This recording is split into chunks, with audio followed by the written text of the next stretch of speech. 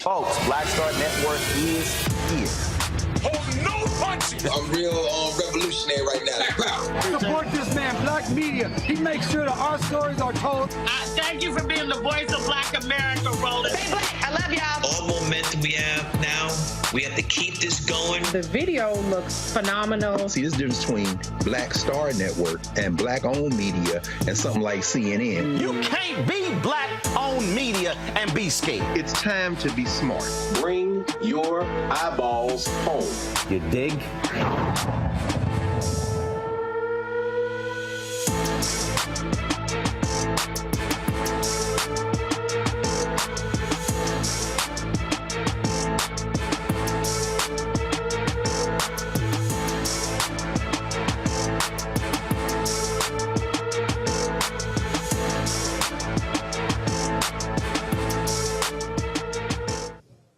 No, intro, no.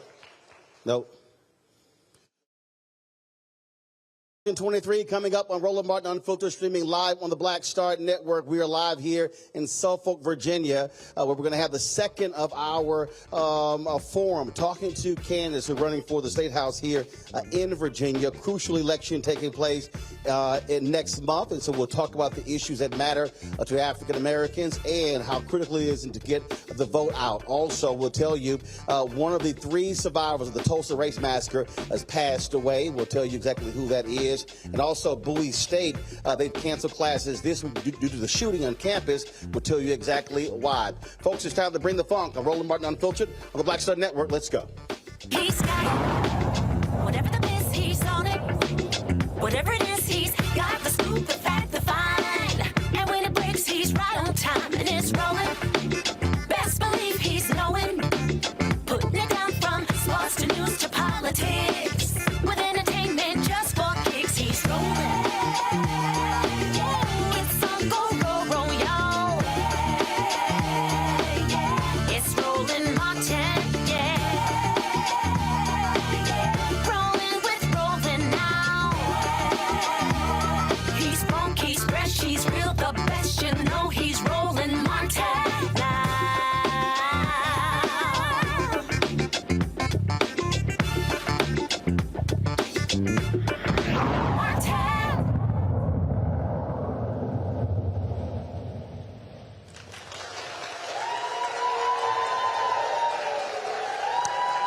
Hey, folks, welcome to Suffolk, Virginia. We're here at the Baum Church here for our second focus on this election, crucial election taking place in Virginia, where Democrats are 4 votes shy of regaining control of the House. That will lead to the first Black Speaker of the House in Virginia history, in Representative Don Scott, my good alpha brother. And so we've been talking to candidates. Yesterday we were, of course, in Virginia Beach.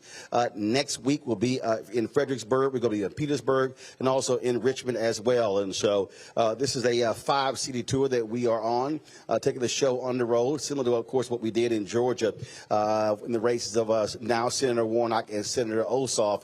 And, of course, that took place in 2020, but also last year in 2022. And we'll be doing, of course, a lot of this in 2024, a significant number of elections taking place next year. But right now, of course, you have all of the House seats in Virginia up for re-election next month. And so everyone is focusing on this because this serves as a precursor. Folks will be looking at turnout, intensity for the 2024 election as well. In a moment, we're going to get to that. But first, the leadership of Bowie State announced today they are canceling classes all week to allow for students to deal with the mental health challenges and the wellness issues after the shooting that took place last week on campus. This follows, of course, the shooting that took place at Morgan State. And so this announcement came from university leadership. They're actually canceling those classes. Also today, Morgan State officials released a photo capture of several individuals of interest in that particular shooting. $9,000 reward is also being offered by Morgan State officials, leading to the arrest of the individual or individuals responsible for that particular shooting. And so obviously folks are on edge there. 2 HBCUs in Maryland, Morgan State and Bowie State, as a result of those shootings. And so we'll be, of course, watching that story play out as well. Folks, some sad news to report. One of the 3 survivors of the Tulsa race massacre that took place in 1921, he has passed away. We spent a lot of time, of course, in Tulsa for the 100th anniversary a couple of years ago, and we always, of course, love to be around Hughes Van Ellis. Everybody called him Uncle Red. He was the youngest survivor, barely 1 year old when it took place.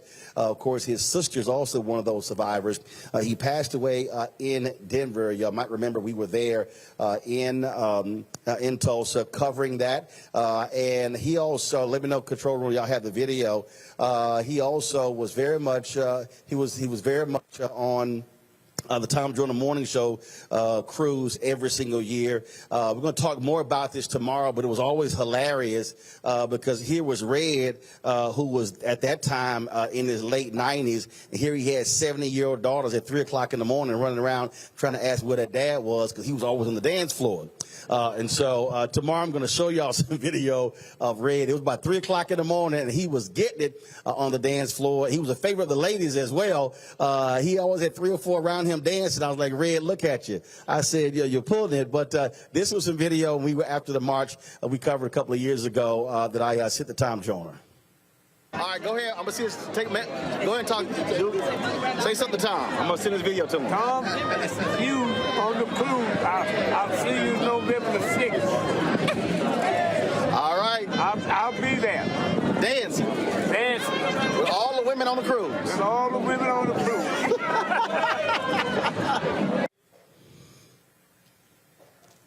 We will have more tomorrow recognizing the life of Von Ellis. And so many folks missed him. I did call Tom Joyner last night to let him know. And he had a big laugh at those stories. Again, his daughter's coming up to him saying, you know where my daddy is? He was like, I don't know, at 3 or 4 o'clock in the morning. So we'll have more of that on tomorrow's show. Got to go to a quick break. When we come back, we'll talk about what's happening here in Suffolk, Virginia, getting ready for this election. Early voting is already started in Virginia. It's still not late for folks to actually register to vote, so please be prepared to do that. You can also be requesting your absentee ballot as well, and so we've got to make sure that our numbers get up. We've been talking about Louisiana. The numbers are way too low in Louisiana. You've got an African-American who's on the ballot there. That gubernatorial race, the primary, takes place on Saturday, and so Sean Lewis, who is in the top 2, he could advance to the runoff is in, of course, November. But again, the black vote can play a critical role, but in far too many places, we're not seeing African Americans who are focused. Also, the Mississippi gubernatorial race taking place as well, where you have the Republican Tate Reeves, who's been completely ignoring black folks, facing a Democrat there as well. Again, too many of our folks are not in position to vote. We've got to be maximizing our numbers. So we'll talk about that when we come back right here at the Baum Church in Suffolk, Virginia, right here on Roland Martin Unfiltered on the Black Star Network.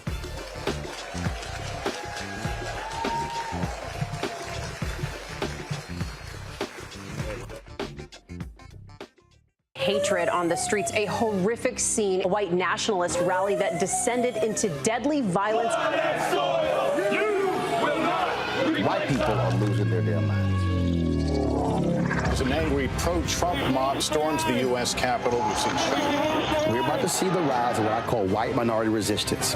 We have seen white folks in this country who simply cannot tolerate black folks voting. I think what we're seeing is the inevitable result of violent denial. This is part of American history. Every time that people of color have made progress, whether real or symbolic, there has been what Carol Anderson at Emory University calls white rage as a backlash. This is the rise of the Proud Boys and the Boogaloo Boys. America, there's going to be more of this. Here's all the Proud Boys, guys. This country is getting increasingly racist in its behaviors and its attitudes because of the fear of white people. The fear that they're taking our jobs, they're taking our resources, they're taking our women. This is white fear.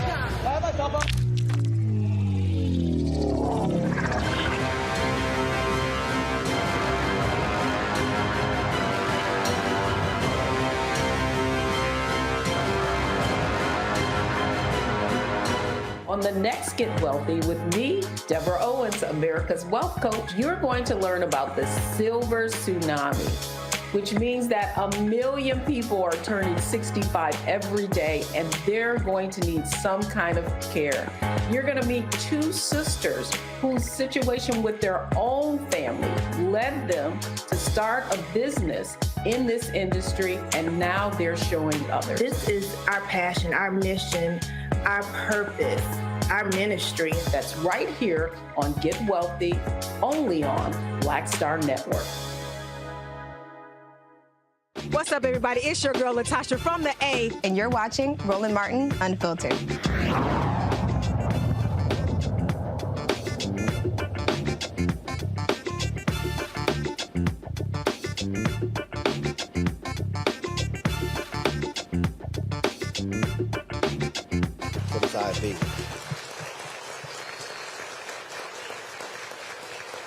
All right, folks, welcome back to Suffolk, Virginia. We are in our second stop in the state, of course, leading to the election that's taking place next month. It is a critical election.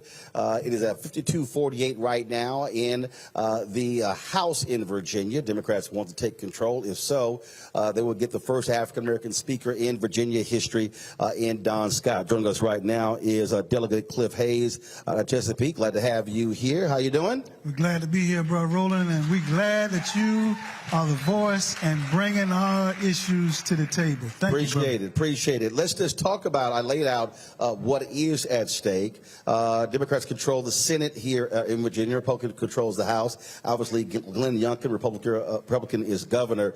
Explain to folks here and those watching, again, what happens if Democrats are able to take control of the House in Virginia?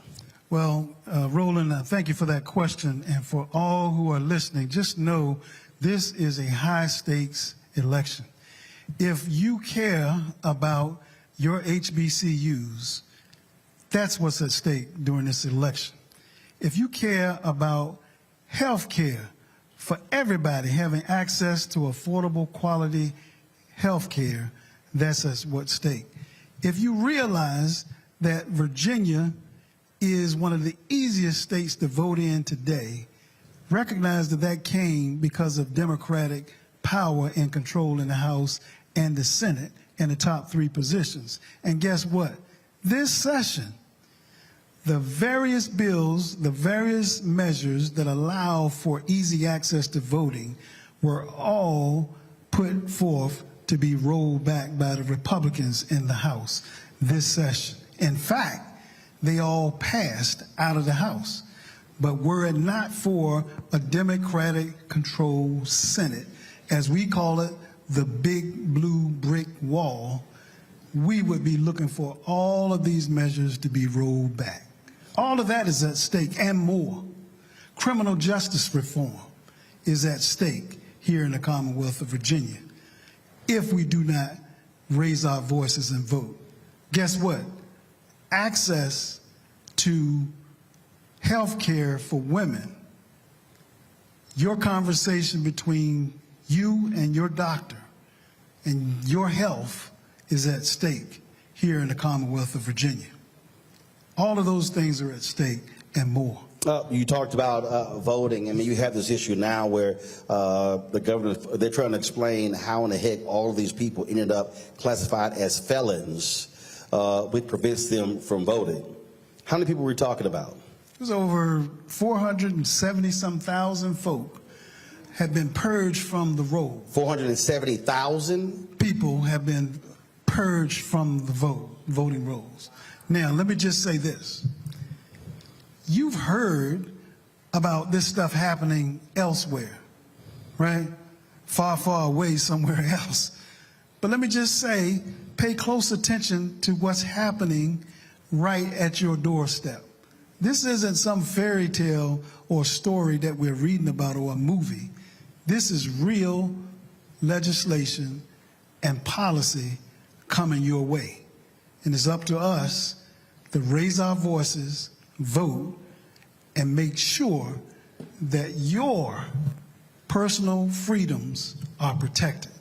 Too many people have fought, died, bled, all of that, so that we will have the freedoms that we enjoy today. We cannot We cannot allow this clock to be rolled back.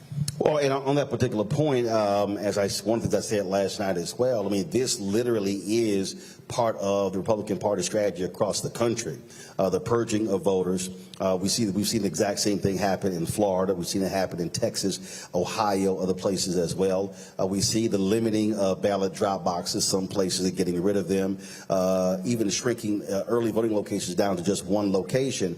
And so that's one of the things that I sort of walk folks through. I mean, in my home state of Texas, there are 254 counties. In this most recent legislature, they passed a bill that said the Secretary of State could actually, because of irregularities, could overturn election results, but it only applies to one county in the whole state, which is Harris County, the largest concentration of black folks in the state. And so that's literally the type of things that Republicans are enacting when they have control of the House, the Senate, and the governor's mansion. Even in Chesapeake, which is just a stone throw away from here, we had two communities with the largest block of African-American votes. For this early voting that we've created opportunities to vote, guess what? The local city council, in conjunction with the electoral board locally, do the math, whatever top position in that governor's seat gets to have the control of your local electoral boards. So, that being the case, they make this decision to get rid of early voting at two African-American precincts, which by chance happens to be the largest voting blocks in the city of Chesapeake. They can say what they want about why they did it. They talk about waste of resources and money. But we know our resources matter also. But again, one of the things that I'm always talking about, how you connect the dots. A person doesn't fully understand that if you didn't vote in the gubernatorial election, not understanding they have control over those boards. And so that's a perfect example of the kind of power that exists that people don't realize. So if you say, well, I'm just going to ignore the governor's race, but then you get mad because they got rid of an early voting location, well, that's what happens when you don't vote. Absolutely. And it goes on and on when it comes to education also. Roland, the Republicans were in control 20-something years. 20-something years. And they didn't do anything for education, in my opinion. But it was when we took over control of the General Assembly, all top three, as well as the Senate and the House, we began to flow resources to our public education K-12 system, and that now is at stake as well. What would you say to the person who might be in this audience, who may be watching, who may see this on social media, and that person is saying, I just don't see the value in voting. I'm not seeing it in my neighborhood. I'm not seeing it in my community. Why should I even expend any energy in doing what you say? Well, listen, let me just say this. If nothing more than you just watch the criminal justice reform that took place here in the Commonwealth of Virginia when the Democrats were in control of the House and the Senate, we ended up with Breonna law for no-knock warrants. No longer can public safety and police just go up to your house and bust up in there without a warrant, without knocking. That can't happen anymore. So no-knock warrants have been banned in Virginia? In the Commonwealth of Virginia. Okay. Criminal justice reform. You find a bad apple in your local police department, and they're just wreaking havoc. What they were doing is wreaking havoc on folk. They get caught, then they're able to resign, and then they pop up and show up in another community getting hired as an officer somewhere else. No longer in the Commonwealth of Virginia.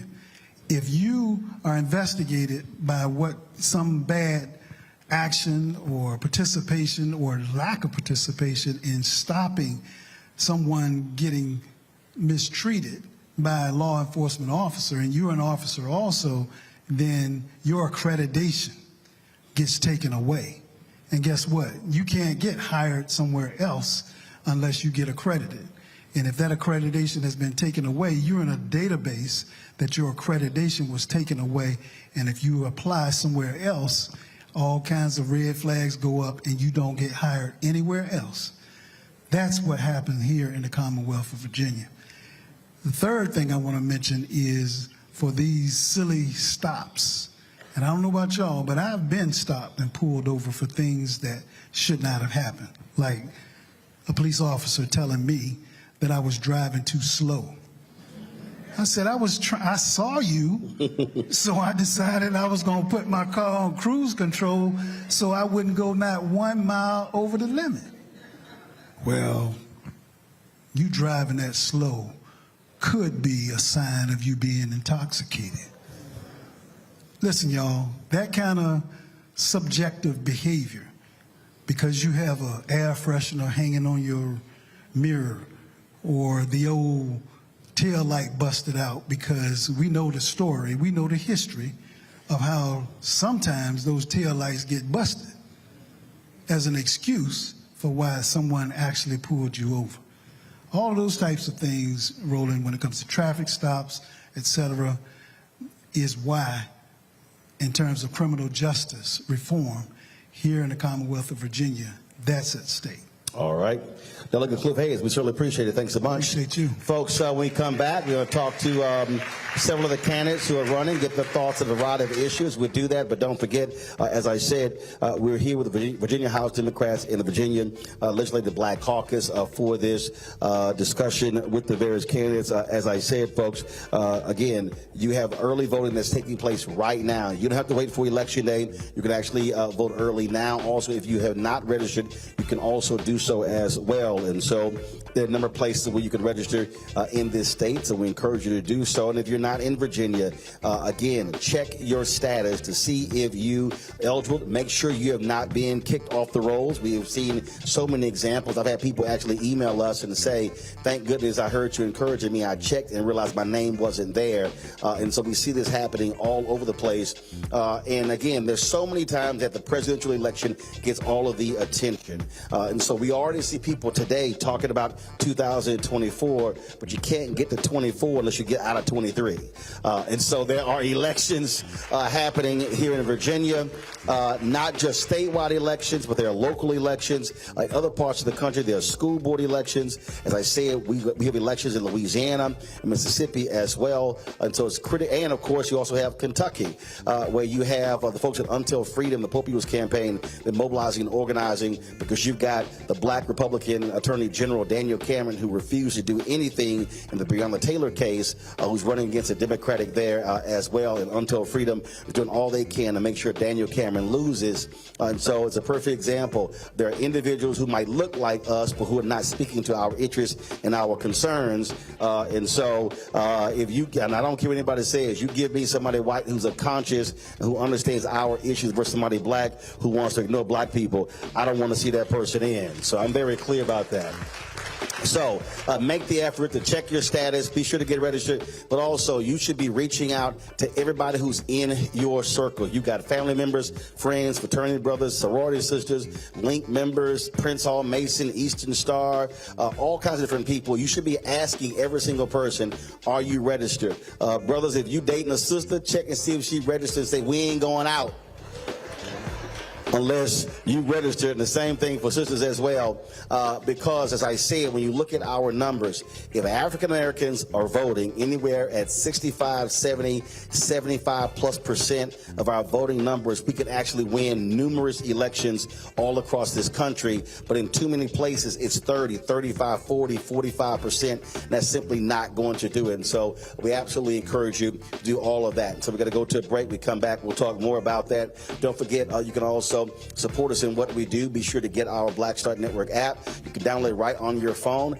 Apple phone, Android phone, Apple TV, Android TV, Roku, Amazon Fire TV, Xbox One, Samsung Smart TV. We also have folks, of course, who believe in supporting what we do. And you know the fight that we're having with all these advertisers. They don't support Black-owned media. But we're out here doing the work. Our fan base has been huge for us. Our fans have contributed more than $2 million to this show since we launched 5 years ago. And And so you could do so by sending your check and money order to P.O. Box 57196. This is for all the people out there who refuse to do electronic stuff. They old school. So they make me go to the mailbox to check it. P.O. Box 57196, Washington, D.C., 20037-0196. Cash App, $RM Unfiltered. PayPal, R. Martin Unfiltered. Venmo is RM Unfiltered. Zelle is Roland at RolandSMartin.com. Roland at RolandMartinUnfiltered.com. And of course, our 24-hour streaming channel is on 4 different fast channels. So you can now watch us on Amazon. Go to Amazon Fire TV and go to Amazon News. You can also say, Alexa, play news from the Black Star Network. That all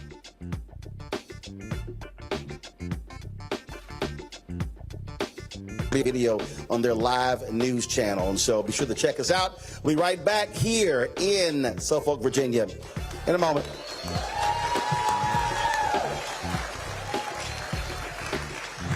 All right, cool. Appreciate it. All change is not growth. Right. But thoughtful change is real good fertilizer. And that's what has been so beneficial to us. But you also were not afraid of the pivot. Well, and I'm a black woman in business. Come on, I don't care how I dress up. I don't care who I'm speaking with. I don't care what part of the world I am in.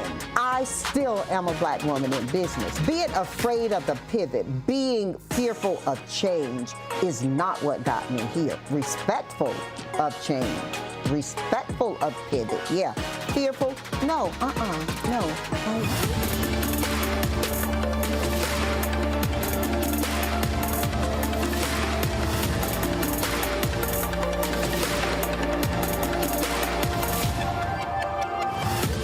When you talk about blackness and what happens in black culture, we're about covering these things that matter to us, speaking to our issues and concerns. This is a genuine people-powered movement. There's a lot of stuff that we're not getting. You get it, and you spread the word. We wish to plead our own cause.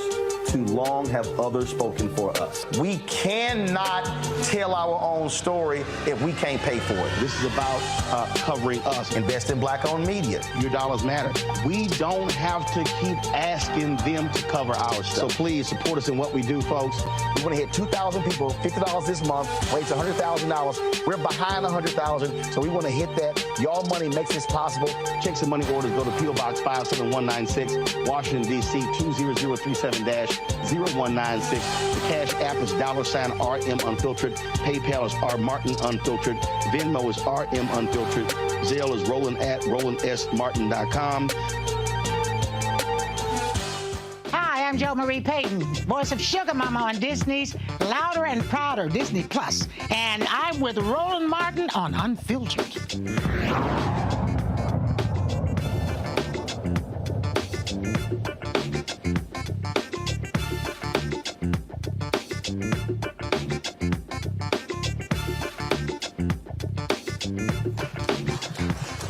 Clap. All right, folks, welcome back to the Bomb Church here in Suffolk, Virginia. We're glad to be here for our second forum with Virginia House Democrats and the Virginia Legislative Black Caucus. And so glad to be here. Oh, and so glad to have folks here. Glad to see all of you here on this evening for our conversation. Also, I know the Republican trackers, y'all are in here as well. So feel free to go back and tell your party and your candidates if any of them want to talk about black stuff, they can come on my show too, as if they're not scared. So I know y'all in here, and so I ain't scared of none of y'all. And so all y'all gotta do is email me, and I'll be happy to have your candidates on the show. Now, it ain't gonna go too well for them if they start lying. But I'm just letting you know I ain't scared of them. So, because yesterday, they got some trackers. I said, man, I ain't scared of no trackers. That's why Fox News won't call her brother. Let's bring up, folks, House District 84, Delegate Clark. He's running against Michael Dillender. Delegate, come on out. He made history 2 years ago when the then 26-year-old from Hampton Roads became the youngest Democratic delegate in Virginia history, elected to the General Assembly, also the first African-American to serve in that seat as well. How you doing? All right. Good seeing you. Good seeing you. All right. So first of all, I opened the show talking about the two shootings at Morgan State and Bowie State, and gun control is one of the issues that you really are focusing on. Yes, sir.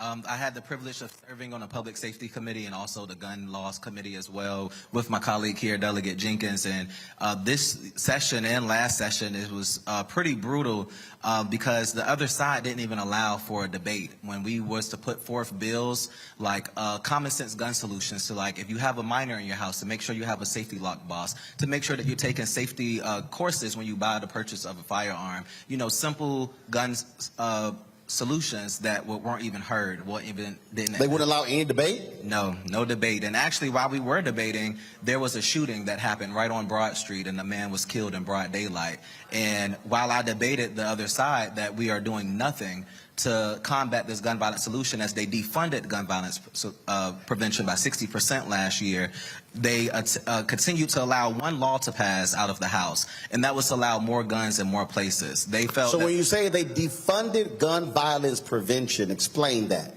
Yeah, so a lot of times we have community organizations that go out and they, you know, they're boots on the ground, they're involved with young people and giving them opportunities. And they're also their grants and money and funds that help those organizations to exist and to do the things that they do. And sadly, a lot of those organizations won't receive funding because of the defunding. Oh, so Republicans, they do believe in defunding. Yes. Gotcha. All right, just checking. And see, this is one of the things that for me makes no sense. How can somebody be against literally having safety boxes? We see these stories all the time of a child who is shot or killed, and they get access to a gun and they shoot a brother or a sister or a classmate. And so to me, this is an absolute no-brainer to be able to say, hey, lock your gun up. And it just baffles me because, you know, certain rights they're perfectly fine to infringe on when it comes to our right to vote. Like you said, they're trying to take away the absentee drop boxes and other methods that Democrats has fought so hard to fight for. We have seen, you know, both this session and last session, them try to repeal everything that we did to make sure that you have the right to vote, but yet they are doing nothing to combat this gun violence we're seeing. See, and here's the thing for me. First of all, I shot a gun one time and I was like, this it?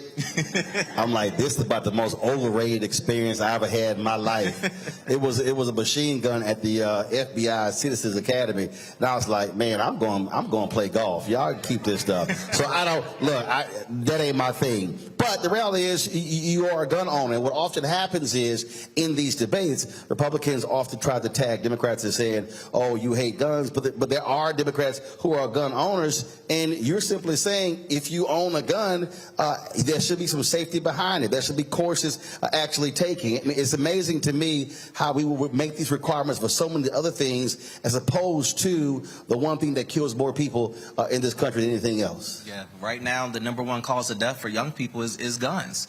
And we need to do something about that. You know, like I said, they allowed a bill to be passed for explosives and firearms to be allowed at rest areas. That was their great plan this year to combat gun violence, to allow more guns and bombs now at rest areas. Let's talk about, for a lot of people who don't, explain red flag laws. Explain what that is and why you support that. Yes, red flag laws. Red flag laws is when someone has been deemed a threat to themselves or to someone else, whether it's mentally or physically, if they're being an abuser or something like that. A judge will have to deem that that person isn't viable to have that firearm, and they will come and confiscate that firearm. That law has been tried to be repealed time and time again since it's been. So if you're a woman and you're being abused by a boyfriend or a husband, last thing you want is that person to be able to get a gun. Yes. And gun rights folks, they hate red flag law. They want to get rid of even that. Yeah, they want to get rid of it all. Explain trigger locks.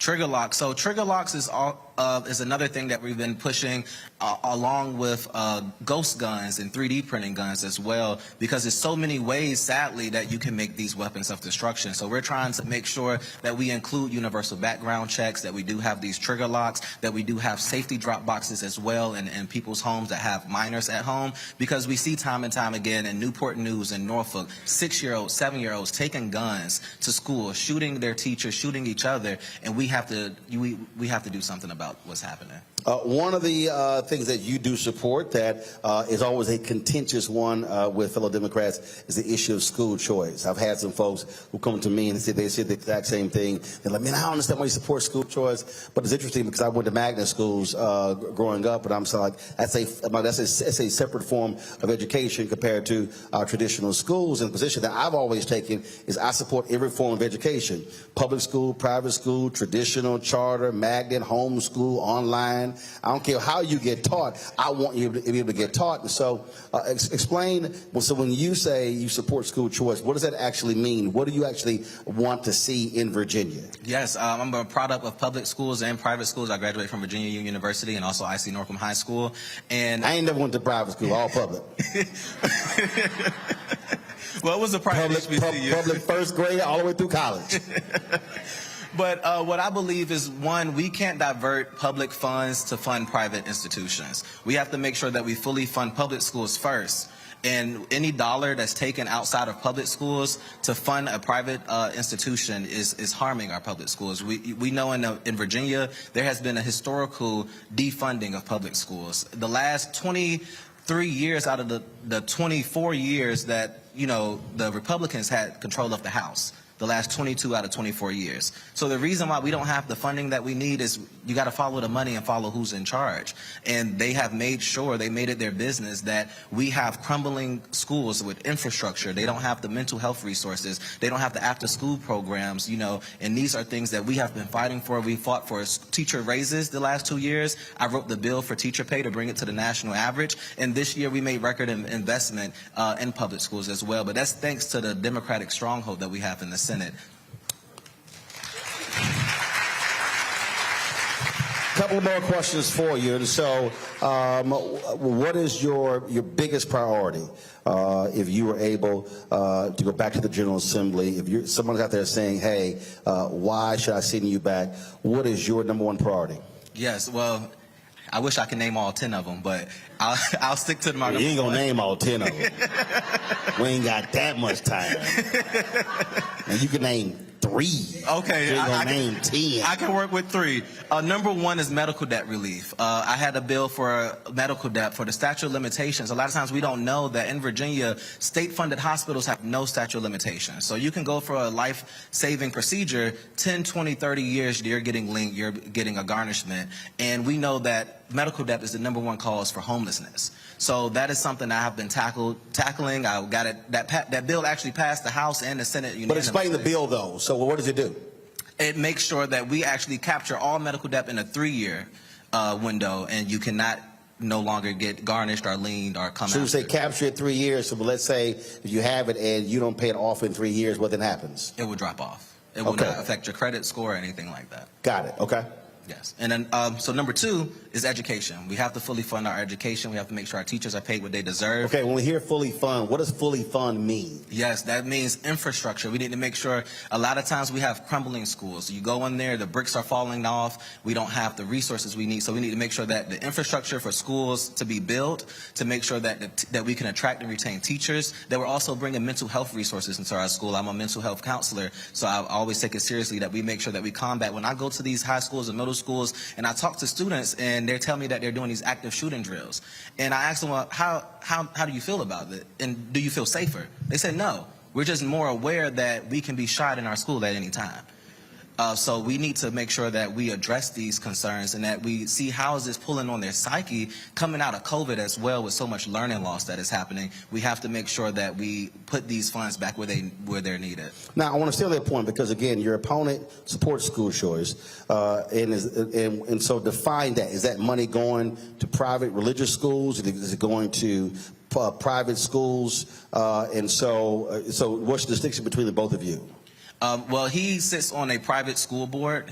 He does claim that he's a school board member. He sits on a private schools board, which is very different from an elected position. And he does support fully funding private schools with public funds. And so what about charter schools? He supports charter schools. Do you support charter schools? I support charter schools, but not if it's going to divert the money from public schools. I believe we have to make sure we can't give up on public schools and say, let's go to this shiny But how about public charter schools? They're still public. Public charter schools, I'm open to the idea, long as we still don't take away from the schools that still need the funding. Okay. And of course, you mentioned mental health counselor. Yes. That's obviously a huge issue that we're not seeing a lot of cities, counties, and states really focus on. People talk about it, but they're not funding that particular issue. We've seen a dramatic increase in the need for mental health resources over the past several years. Yes, I actually wrote a bill for mental health as well to make sure that we're combating workplace safety and things like that. But my bill for mental health was if you work in mental health in Virginia as a profession and you work for 5 years, that we will forgive your student loans from Virginia so that way we can attract and gain more people to work in this field, because a lot of times, as myself and school board member Jenkins, we both work in the mental health field, and a lot of times, you know, the workload that we have, you can't give the care that you need to everyone because you're just so overworked. And we need more people to get in this field, but we also need to make it attractive. All right, cool. And there's Clark. We appreciate it. Thanks a lot. All right, thanks a bunch. All right, folks, going to go to a break. We're going to come back and talk to another candidate. Don't forget, October 16th is the deadline to get registered to vote in this year's election. And, of course, those who register after this date for election, they could cast a provisional ballot. We don't want you to do that. We want you to cast a real ballot. So please make sure that you're registered by October 16th. The deadline to apply for an absentee ballot is October 27th in Virginia. And so you can request that through the mail, fax, or online. And of course, the last day of early in-person voting is November 4th, and that's also the deadline to apply for the absentee ballot. So early in-person voting is going to end at 5 p.m. on November 4th, and so please, we want you to remember that day. One more date to remember: November 6th is the last day a voter can request an emergency absentee ballot, and then of course the big day is Election Day on November 7th, and so please respond accordingly if you can. All right, folks, got to go to break. We come back, we'll chat with another candidate about their priorities. That is coming up next right here. I'm Roland Martin Unfiltered on the Black Star Network, live from Suffolk, Virginia. Back in a moment.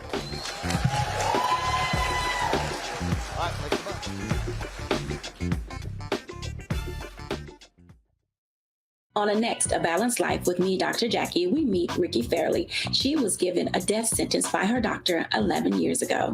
But for Ricky, giving up was not an option. She declared war on her disease, turned her entire life upside down, and won the battle. I know that God left me here to do this work. And when you talk about faith, faith is what got me through. I mean, I had to relinquish my faith and give my life to God and say, okay, God, what have you got for me? And He gave me my purpose.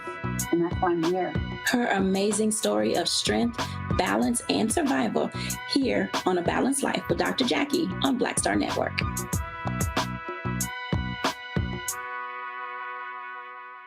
Coming up next on The Frequency, right here on the Black Star Network, Shanita Hubbard.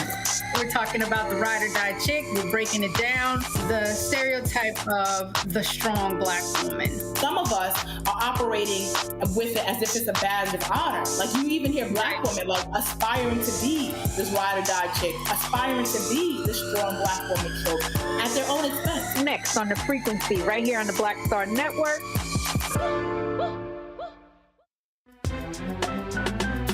I'm Faraji Muhammad, live from LA.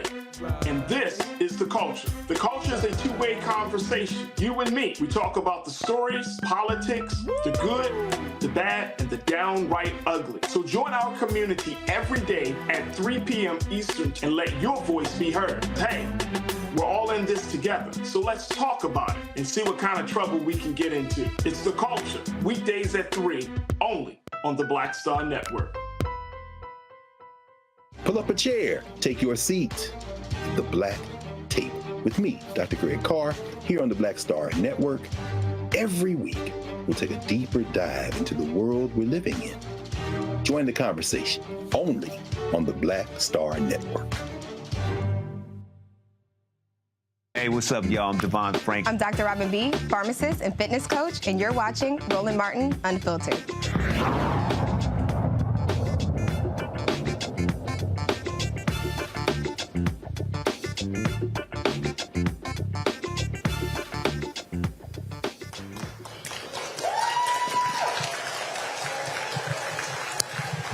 All right, folks, welcome back to Suffolk, Virginia for this electoral conversation. We are partnering with the House Democrats as well as the Virginia Legislative Black Caucus. This is the second of 5 stops. We were in Virginia City, Virginia Beach last night, and here tonight. And, of course, we're going to be in Fredericksburg, Petersburg, and also in Richmond. So certainly looking forward to these conversations. Welcome right now in House District 89, Karen Jenkins. She is running against Baxter Ennis.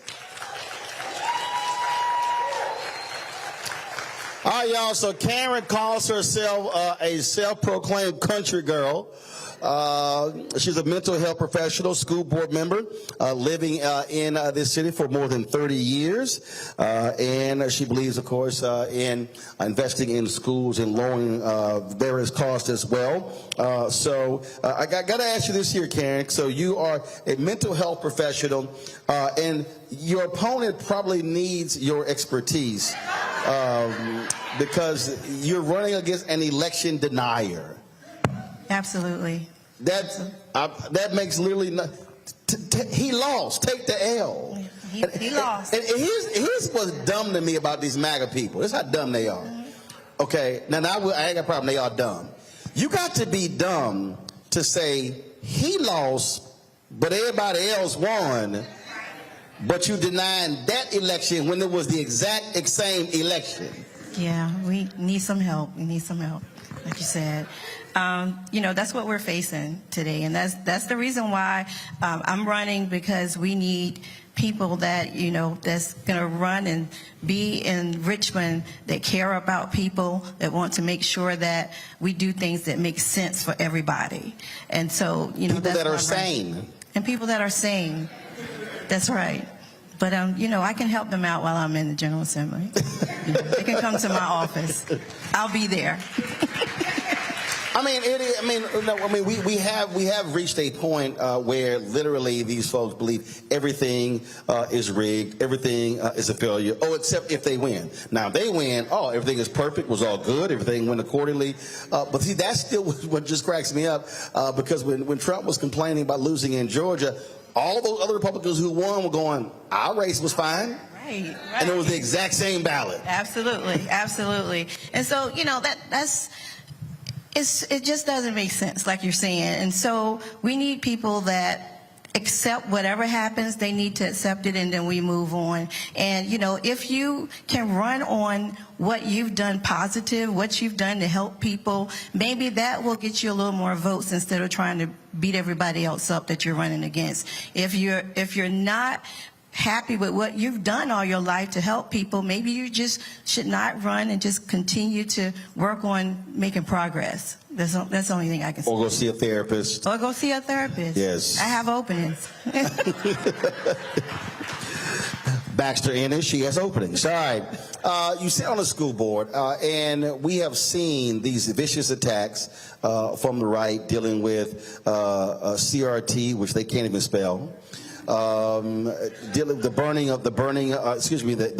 some of these people actually burning books, the banning of books, and then you have these folks who want parents to act as if they should be taking over classrooms and teaching students, allowing teachers to do what they do. So from your perspective, as a school board member, what are you seeing in terms of how folks should be approaching public education? Well, number one, we just need to put our children first. And I think that's what's happening. We're forgetting about the kids, the students that we're supposed to be teaching.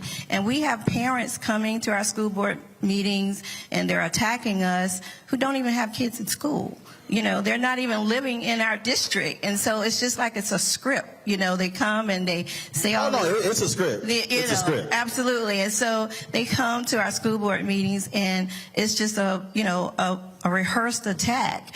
And we say all the time, what about the kid? Where are the kids in all of this that you're doing? Because that's who we're supposed to be focused on. And I'm just upset because they waste time coming to do this, and our children are watching on our school board meetings, and they're confused because they're not complaining. It's the parents. The students are happy, and they're happy with what they're doing. And we have counselors like myself who work in the schools every day. I see them when they get off the bus, and some of them are already at a certain level because of things that happen at home. So if you need to take care of things at home and let the teachers take care of things and the administrators in the school system, because that's what they're trained for. So as a school board member, what should be happening? What should be happening in the state legislature, which is where you want to be? Absolutely. We need to make sure that we are writing bills and we're passing bills that provide the equal pay for our teachers. Our teachers do more than just teach. They're actually counselors as well. We don't call them parents because they're not their parents, but I see they do far more. They feed, they bring clothes for students that don't have clothes. So they do a whole lot. So we need to make sure that we are putting bills in place to make sure that our teachers are taken care of financially, make sure that we have programs that help them mentally. I mean, everybody needs a counselor every now and then. Everybody needs a counselor every now and then because there's so many things going on right here in Virginia, right here in that area, and there's nothing wrong with seeing a counselor. So we need to make sure that we have things in place for our teachers. We need to make sure our administrators that they're fully trained. Our teachers continue to get trained. Make sure our teachers we have policies that our teachers can take a break during the day. Make sure that they can plan for the next day. These are the kind of things that we need. And we need more mental health bills, just like soon be my seatmate, Delegate Clark, and my husband, Delegate Jenkins, have done that, soon to be Senator. Yes, we need to make sure those things are put in place. So what specifically, and so what, in terms of as someone who is an expert in this area, how can lawmakers help people who need assistance? As far as schools? No, as far as mental health. So what we need more mental health counselors. We definitely need that. And we need to make sure that we compensate them for what they do, the hours. And what I have found out when I first started this over a decade ago, our persons that we see, they had a lot more hours that we could see them. Now it is cut down where they would have, we say units or hours, 160 hours we could see at a time. Now you have to ask, Richmond if we can get them for at least 60 hours. So it dropped from 160 to now 60 hours. So they are making it very hard for us to even see our individuals that need our help. So we have to wait to see, if they're going to get approved. So we need to make it easier for our individuals to be approved so we can see them and help them, whether it be kids, because I see children from pre-K to adults. So it don't start just when you're adult. I see them from 4-year-old all the way to high school, and I see them as adults as well. So we need to make it accessible and affordable. And when you say affordable, what is that going to cost? And so as you're thinking forward, if you get elected, how much needs to be allocated specifically for mental health in this state? I can't even put a number on it, but what I'm saying is we need, where it's millions of dollars, we need millions of dollars to make sure that all of our people from whatever age are eligible, where it's Medicaid, Medicare. We should not have anything that's blocking that or stopping them from getting the support that they need. Let's talk about, you talked about lowering cost. Look, there are a lot of people out here who are hurting. Even though we see the jobs reports in terms of we're still near record low unemployment, there still is a social safety net that is needed, that's provided by various states, and we see that's also under assault. And so what are your priorities in that area? Well, my priorities, we need to make sure, number one, like Delegate Clark said, that, medical bills, medication, I'm wearing my, this is Cancer Heart Month, and my mother right now is on hospice at home. She has cancer, and before she became diagnosed with this, it was so hard for her to pay for her medicine, get her medicine. She's also has asthma, and one asthma puff was $300, $400 a month. Now that she's on hospice and they've given her, a few weeks or whatever to live, all her medication is free. I believe that's backwards. That is backwards. We should do things to prevent, but instead of, you only have a month or a few days. So medical assistance, we need that for our prescriptions. We need low cost on that, most definitely. And we just need to make things available, like high cost with gas. People, we used to say, you're robbing Peter to pay Paul. Well, now we're robbing Peter, Paul, the grandma, the aunt, and everybody just to make ends meet. And we live in America. People say, we're coming to America. It's the dream place. Well, a lot of people are having nightmares because they can't afford it. So we don't want to have people make a choice between paying for their medication and paying their mortgage or rent. We don't want that. Especially in a state with a significant surplus. Absolutely. Well, most of that money came from the federal government, so Youngkin should be thanking Biden and Harris for that money, because where it actually came from. Absolutely. We should. And, it's just a thing that we should give credit where credit is due. If something is good, because I'm all about serving the human person. I don't care who you are, what color. I serve the human part of the person. So if I'm helping you because you are just a human being and the people in office are helping, just accept that. It should not matter who we are, what color we are, what party we are. If we're here to help you, we're here to help you. And that's what we do. All right, then. Two more. What a couple more of your priorities? My priorities are education. That's number one. Education. We need to make sure that every single child have access to a world-class education with nothing cut out. Everybody needs a world-class education. Two, we need to make sure that women's rights to choose are here. We are strong enough and smart enough to make our choices with the help of our doctors. We don't need any politicians coming in the room to say this or that. No. We were smart enough to do that. And the economy, we just, like I said before, we just need to make sure that we're able to survive and we're able to put some money in the bank and save it and live a good life. That's not asking too much. All right, Karen Jenkins, well, we appreciate it. Thank you so very much. Good luck in the election. And again, be sure to hook your opponent up with some of those mental health services. Thank you. And I'll see you at my inauguration in January. I'll see you at my inauguration in January. All right. We appreciate it. Thanks so much. All right, folks, going to go to a break. We come back. We'll chat with more candidates here at the Baum Church in Suffolk, Virginia. Don't forget, if you are watching in Virginia, you can all be sure to get registered to vote. October 16th is the deadline. Of course, if you're not in Virginia, check your status no matter where you are.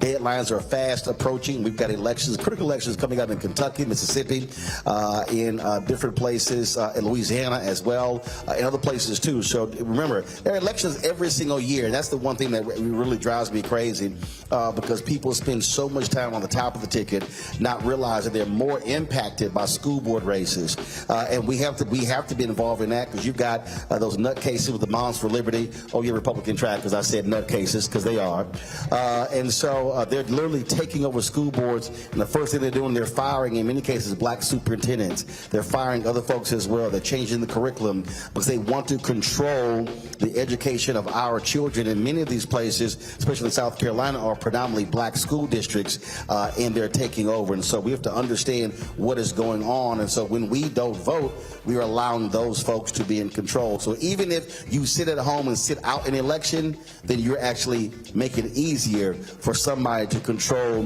what's happening in your city, in your state. And so you've got to be involved in this. And so please do so. So be sure to get registered and then cast that ballot as well. Going to a break. We'll be right back on Roland Martin Unfiltered on the Black Star Network.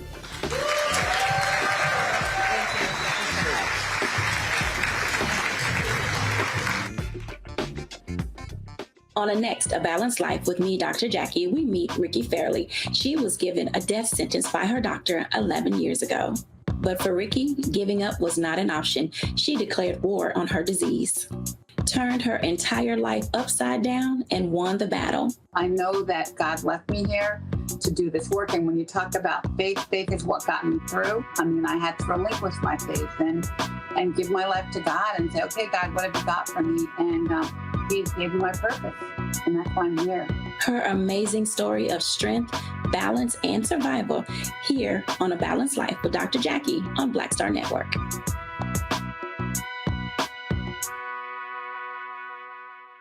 Hatred on the streets, a horrific scene, a white nationalist rally that descended into deadly violence.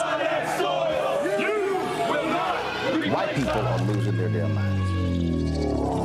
As an angry pro-Trump mob storms the U.S. Capitol, we've seen shooting. We're about to see the rise of what I call white minority resistance.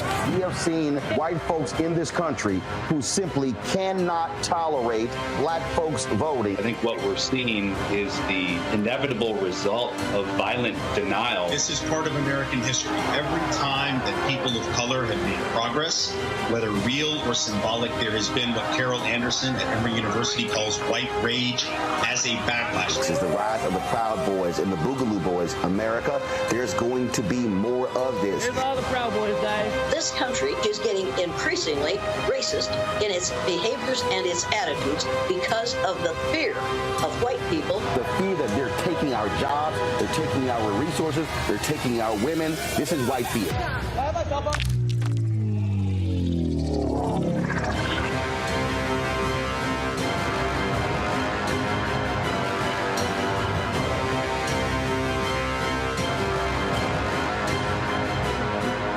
Hello, we're the Critter Fixers. I'm Dr. Bernard Hodges. And I'm Dr. Terrence Ferguson. And you're tuned in to Roland Martin Unfiltered.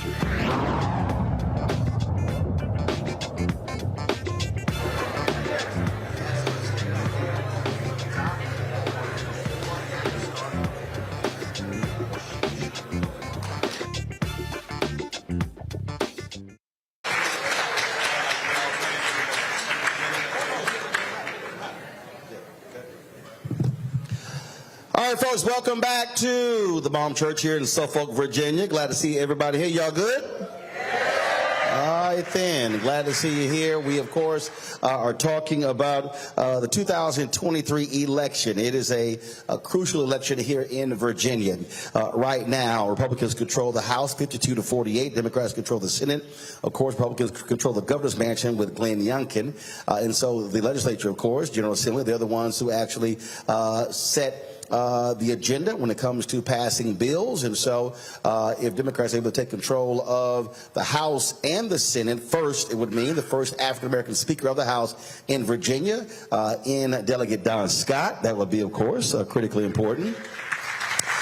And Delegate Scott was with us yesterday and made clear that if he is in charge, trust me, he's going to make sure that African Americans' needs and concerns are taken care of, long neglected in this state, not just by Republicans, but also by Democrats. And so that's important. And so we'll look forward to that. But also when you talk about the priorities that are critically important, especially with HBCUs, we'll talk about this in a minute. The Biden administration sent letters to a variety of states saying they should be funding HBCUs across the country. They say between 1987 and 2022, public HBCUs are underfunded by the tune of $13 billion.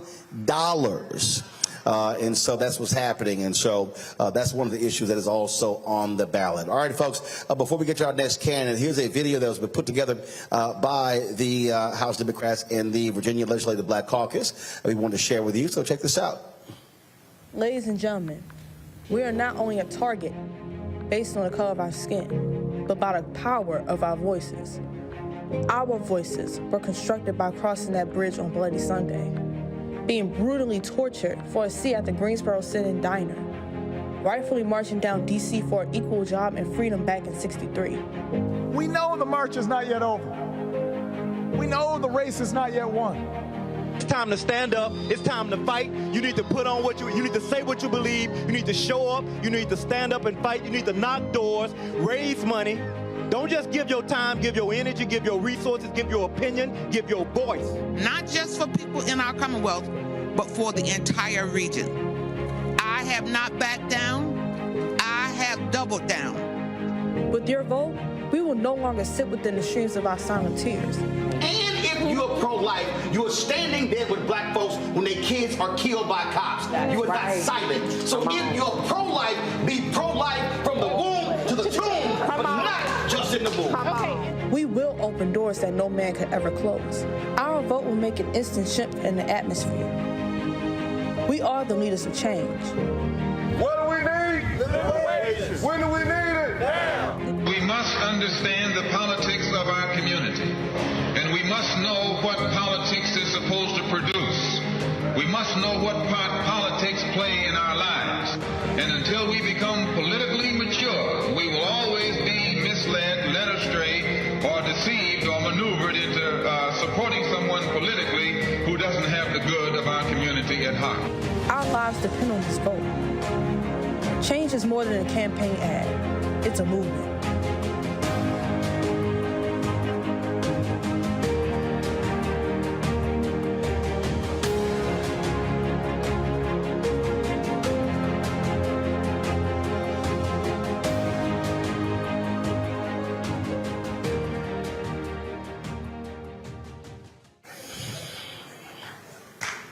All right, folks. Great job with that video. Let's now bring out Clint Jenkins. He's a Democratic candidate for Virginia's 17th Senate District. Clint, come on out.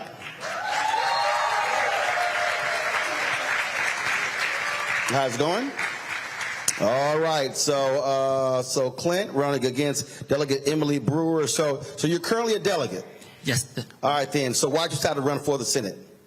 Well, we accomplished quite a bit of good work in the General Assembly, supporting teachers' pay, criminal justice reform, rental assistance, making sure that we gave extra funding for our police officers, and I just think we need to continue that work in the General Assembly, especially with women's reproductive rights being on the line. One of the things that would happen, of course, when you ran in 2019, your district was also flipped. And one of the areas that is huge in this state, also support for veterans, which you are. So let's talk about that because look, that's a huge voting block in this state. Yes, definitely.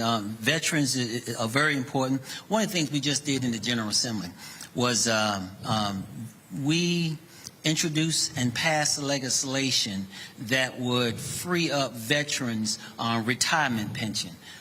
So now, regardless of their age, our veterans' retirement pension will not be taxed. Also, taking some veterans in this room, huh? Okay, all right. And I'm a veteran myself. The other thing that we did, we introduced legislation that required the state of Virginia to do research to find out what other states are doing so that we can improve the amount of the quality of services that we are providing to our veterans. All right, then.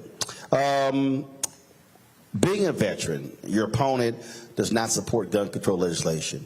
And it has to be maddening to watch individuals who literally want to carry and use weapons that are used on the battlefield across the world by our military, but they want to walk around with those same weapons here in the United States and say, oh, no, I'm just doing this for hunting. I mean, I always say, if you need a gun like that to hunt, you can't shoot. So you should just give up hunting. Yeah, and I agree with you. A lot of persons don't realize that an assault weapon is a dangerous tool. When a bullet hits you from an assault weapon, it doesn't just hit and stay right there. That bullet can hit in one spot, travel through the body, or keep on going through the body and hit another person. Assault weapon is not a toy. My opponent did introduce legislation to allow persons to carry assault weapons on the street, which is nonsense and is dangerous. Hold on. She did what? Introduce legislation that would allow persons to carry legislation on the streets. An assault weapon on the streets. That's right. For what? That's a good question. I haven't been able to answer that one yet. And the thing here, I mean, if you serve in the military, you are trained to use those weapons. Trained. They want folks walking, no training whatsoever when it comes to these weapons. No training, no discipline. As a matter of fact, we are even trained that when you finish using your weapon, not only do you clean it, but you properly secure it. You make sure that it's secure so someone can't come behind you and take your weapon and harm someone else. But during the General Assembly, my opponent wanted to do away with lock boxes, wanted to do away with the requirement to require persons to properly secure their weapons. Now look at the number of youth out there that are being killed by weapons. I read an article Sunday that said gun violence among persons under the age of 20 has increased to 87%. The only thing topping gun violence among our youth under 20 years of age is car accidents. Wow. And again, you understand why those weapons have been created, how they are used, and to have folks who want to represent us politically say, oh, absolutely, let's let anybody carry those weapons on the streets of Virginia and the streets of America. Yes, there are some folks out there that are truly confused. They confuse sports with endangering other person's lives. They can't relate to it. They're detached from those types of things. You're also a small business owner. What kind of business do you own? Real estate. Let's talk about that because for a lot of African-American business owners, they would love to participate in the greater economic pie. But when you look at whether it's this state or others, a small percentage of contracts go to African-Americans. And so what do you want to do to increase that? Well, you know what? Not only am I a real estate manager, but once upon a time, I was a contract administrator for the government. And it was my job to make sure that persons received contracts and they were distributed fairly out there in society. So I made sure that persons had the proper training, the proper skills, and I took those tools and went back to the community to make sure persons knew what the criteria and the qualification was to get those contracts. Now, one of the things about government contracts is a lot of times you need a mentor or a tutor to get you into the program. So I was instrumental in working with HUD zones and small business zones to make sure that I took those resources out there, the education requirement out there to train and teach persons so they can get those government contracts. And so if you go to the Senate, what do you hope to do there? Because we look at the disparity studies there. I mean, the numbers are dismal.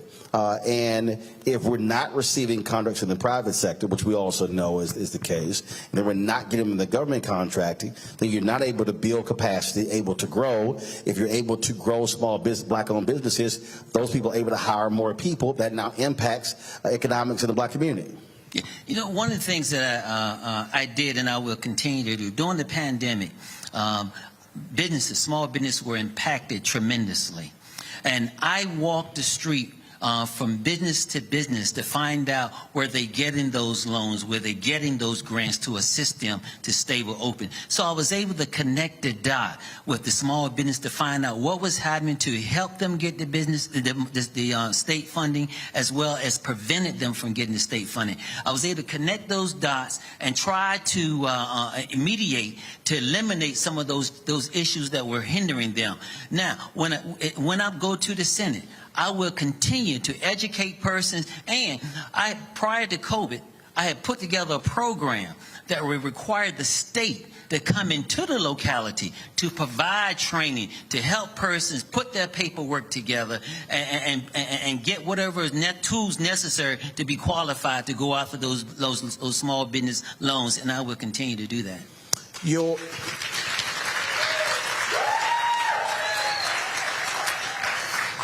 Let's talk about health care. I mean, that is another significant issue when you start looking at the top 2 or 4 issues of folks all across this country that's in there. And so it's one of those issues that, again, when you look at what's happening on the state level, there are a lot of people not making lots of money. Those people who are the working poor, but then you also have people who are even middle class who are still being impacted by health care. What can the state of Virginia do if you are a state senator to help Virginians when it comes to health care? I'm a boots on the ground type person. I like walking in the community, seeing what's going on, different churches, civic leagues, just learning what some of the issues are. When I was elected in 2019, the very first piece of legislation that I introduced, there was a group of persons out there between the age of 19 and 64 that did not have dental care and Medicaid. I introduced legislations to make sure that bracket, that gap was closed. So if you had Medicaid, regardless of your age, you had dental care. And now, it is my intent to continue that. We were able to cap the price of insulins, and now what I'm working on is out there.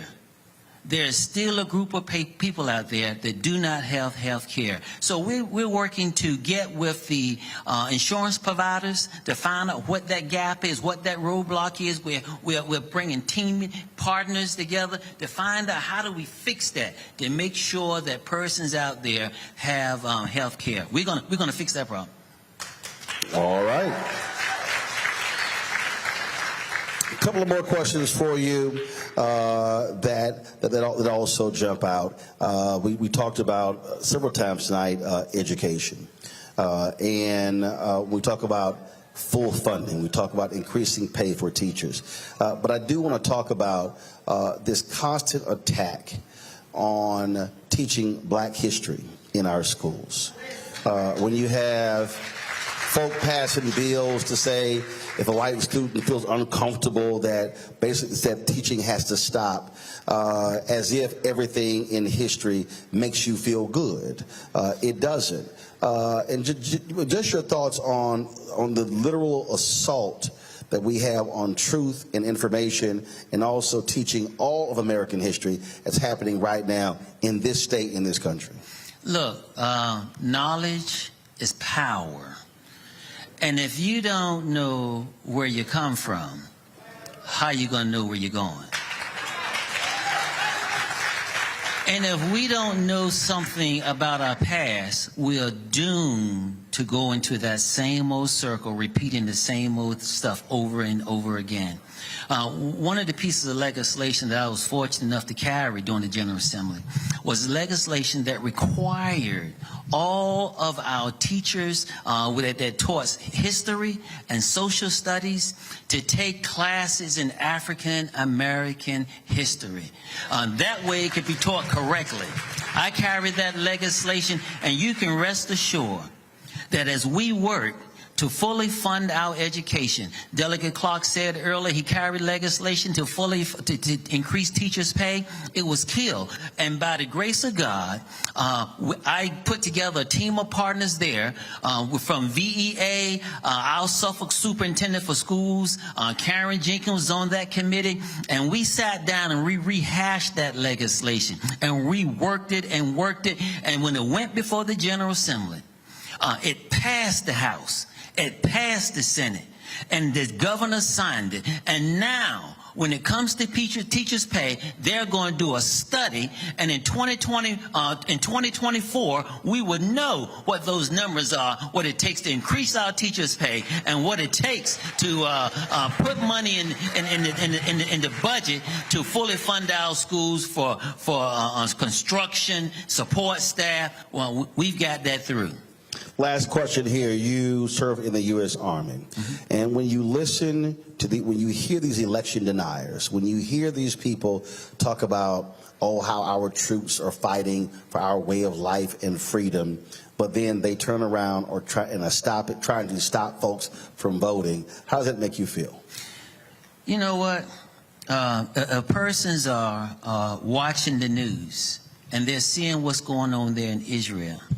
And when you reflect on things that are going on around the country, and even when you watch a military movie, soldiers, when they're putting their lives on the line and when they're giving their lives, and to come back and realize that someone is trying to hinder you from taking part in the fundamental right, the right to decide which way your company should go, how resources should be distributed, whether or not streets and roads should be repaired, whether or not a person should receive assistance financially, medically, or whatever. To take away those fundamental rights that you're giving your life for is a painful experience.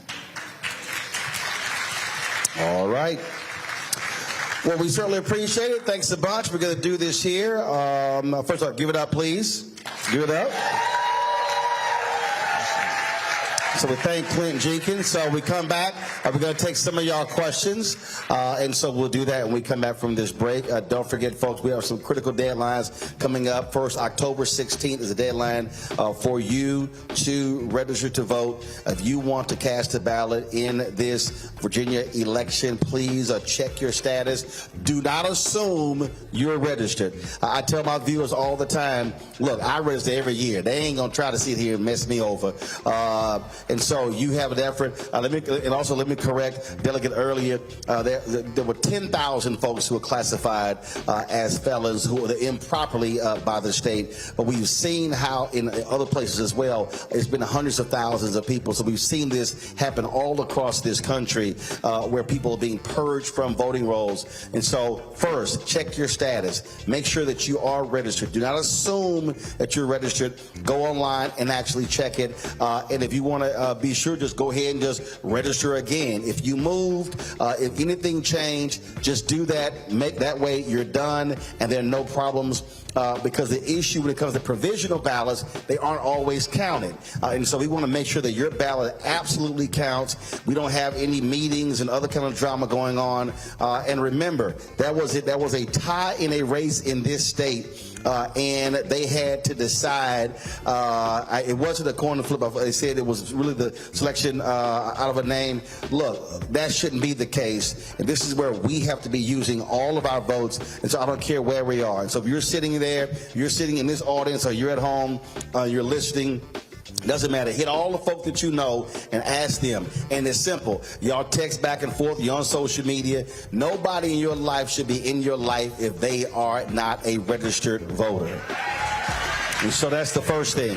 Early voting is taking place right now, and so you can register now and you can cast your ballot. Don't wait till the last minute. Don't sit and wait till election day. You don't know if it's going to be raining or cold or whatever. Man, get that thing done now and get it out of the way and cast your ballot. Again, that's critically important, so we want you to do that. And so please check all the deadlines and get this thing done, because I absolutely believe that if African Americans, if we can get our voting numbers up. And I'm going to give you two examples. When Harold Washington was elected, the first black mayor of Chicago in 1983, 85% of eligible black voters voted. That's how Harold Washington won in Chicago. When Andrew Young ran for Congress the first time, he told me that 72% of all eligible black voters in Atlanta voted in that election. That should be the norm for us. It shouldn't be a special situation, because I can tell you, and I do this all the time, if you look at the numbers in too many places, black voter participation, depending upon where we are, goes anywhere from 35 to 50%. You look at some of these city elections where turnout, the total turnout is 10, 15, 16, 18%. And so if black voter participation is around 70, 75, 80%, we could absolutely determine who the state rep is, who the state senator is, who the school board member, the city council member, who the governor, the statewide offices are. And so we're seeing how a lot of these elections, they're very slim margins. And so we have to understand that. And so people need to understand you can't make the assumption that, oh, they got it. The polls say this here. There's no poll I pay attention to. There's only one poll that matters, and that's the one on election day. I can show you a whole bunch of people who thought they were going to win based on a poll, and they were sitting there behind at home come inauguration day. And so we don't want that to happen. And so please, we want you to check your status. If you're straight, fine. If not, go ahead and get registered and be sure in position for the election. We'll be right back on Roland Martin Unfiltered on the Black Star Network right here in Suffolk, Virginia. Back in a moment.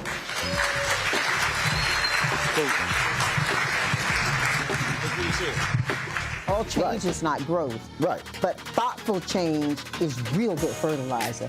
And that's what has been so beneficial to us. But you also were not afraid of the pivot. Well, and I'm a black woman in business. Come on, I don't care how I dress up. I don't care who I'm speaking with. I don't care what part of the world I am in. I still am a black woman in business. Being afraid of the pivot, being fearful of change is not what got me here. Respectful of change, respectful of pivot, yeah. Fearful, no, no.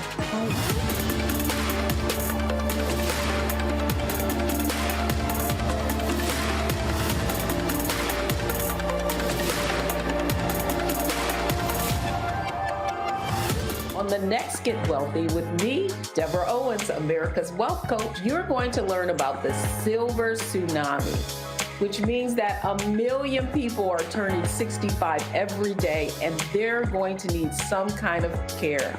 You're going to meet two sisters whose situation with their own family led them to start a business in this industry, and now they're showing others. This is our passion, our mission, our purpose, our ministry. That's right here on Get Wealthy, only on Black Star Network. Coming up next on The Frequency, right here on the Black Star Network, Shanita Hubbard. We're talking about the ride or die chick. We're breaking it down. The stereotype of the strong black woman. Some of us are operating with it as if it's a badge of honor. Like you even hear black women like aspiring to be this ride or die chick, aspiring to be this strong black woman trope at their own expense. Next on The Frequency, right here on the Black Star Network. Hello, I'm Paula J. Parker. Truly proud on the Proud Family, Louder and Prouder on Disney+. And you're watching Roland Martin Unfiltered.